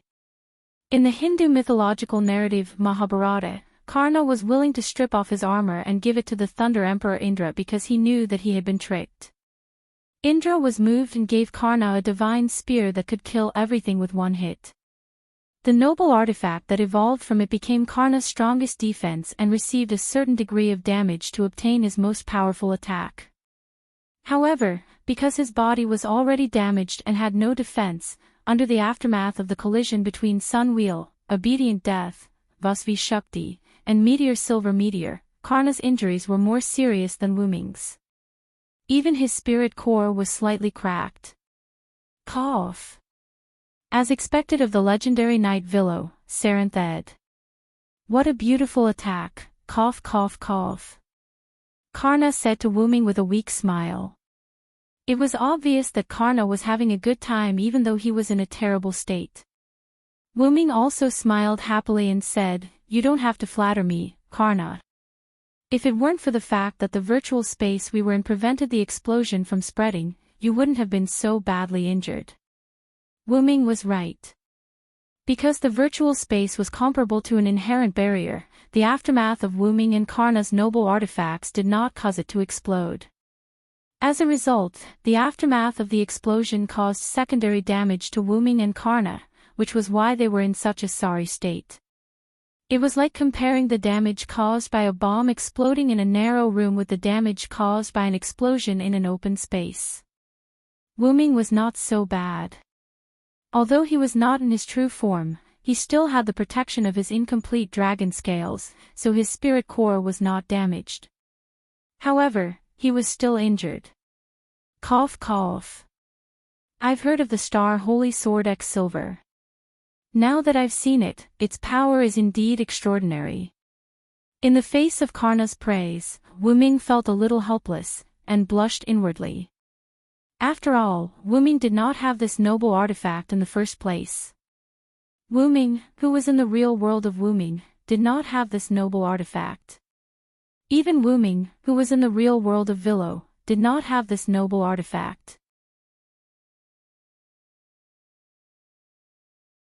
This noble artifact evolved from one of Wuming's skills with the help of suppression. Miracle, legendary. Dragon, legendary. Miracle, legendary. Before Wuming faced Karna's strongest attack, he had the belief that he had to win, which led to the activation of this skill. In addition, the suppression of the world where Wuming was in had a special relationship with Wuming, so to a certain extent, it supported Wuming, allowing him to obtain an evolved noble artifact. Silver Meteor, X Silver Meteor, Level, EX Type, Evil Noble Artifact Distance. Maximum Catch. This was a treasure created by the suppression of the planet. The Sacred Star Sword, which had been released from its suppression, had the effect of judging the enemy as evil. As long as the enemy was the owner's enemy or someone who had to be defeated, the Sacred Star Sword would give the enemy the attribute of evil. The target of the judgment was both a person and an object. Even concepts such as space and time could be included in the judgment. Because the noble artifact was a part of himself, Wuming immediately used it after obtaining it. He was not unfamiliar with it at all. The suppression knew that Wuming, who was in the real world of Wuming, would not be able to defeat Karna, so it forcibly added a noble artifact to Wuming by relying on Wuming's wait for me skill, Miracle. After all, the character of Sodlek was created by the suppression of history. Adding a noble artifact at the last minute was not a big deal to the suppression. If Wuming, who was in the real world of Villo, had been able to tie with Karna, he would have had a mysterious buff. However, as a Sodlek, Wuming did not have many mysteries, so he really could not fight against the powerful and mysterious Karna. As the Origin Dragon, Soren was someone whom the two suppression forces had to curry favor with, so he had to be a good host in his own world. It was precisely because of this that Wuming could be considered to have defeated Karna. It was also because of this that Wuming blushed. Although the suppression had good intentions, Wuming was not someone who could not accept defeat. Wuming was not that thick-skinned to be praised by the enemy for defeating him with a power that did not belong to him. However, he could not say that. After all, X-Silver was Wuming's noble artifact, and X-Silver Meteor was an evolved noble artifact that was forcibly catalyzed by the planet's suppression force and the human suppression force. Even without the suppression force's interference, Wuming's X-Silver could still evolve into X-Silver Meteor or an evolved noble artifact that was as powerful as X-Silver Meteor. This was also the reason why Wuming did not hesitate to use X-Silver Meteor. It would be his sooner or later, so it did not matter if it was earlier or later. After all, Wuming was not a heroic spirit that could not grow. Wuming himself could grow, including a part of his noble artifact. Karna could also see that Wuming was a little embarrassed. Although he did not know why, he immediately changed the topic. "Can you grant me a request, Your Excellency Siren thought. Karna no longer called Wuming Sodric. After all, the power that defeated him was from the Villo. "Please speak." Wuming looked at Karna, who was about to disappear, and nodded. Even if Karna asked, Wuming would find a way to help Karna. After all, this was not a glorious victory. The original master of the red team was caught by assassin with poison. Although the Sky Garden was destroyed and fell, the room where my original master and the others were in was on the other side of the undestroyed Sky Garden. Even if the Sky Garden fell, I don't know if they are okay. Please go there and help me check the situation. If possible, please save them. Wuming was stunned, but he immediately reacted. Then, Wuming smiled. As expected of Karna, the hero of charity. "I'll go now." Wuming dragged his broken body to the direction Karna pointed out. Karna, who stayed in place, turned into light and disappeared after his spirit core was completely shattered. You're tuning in to the LoveLore Library YouTube channel. We're so grateful for your support, and don't forget to subscribe to join us on this incredible journey through captivating stories. Your generosity through donations truly makes a world of difference, as it's the primary source of revenue that allows me to expand and enhance this channel for you. Thank you from the bottom of my heart for being a part of this adventure.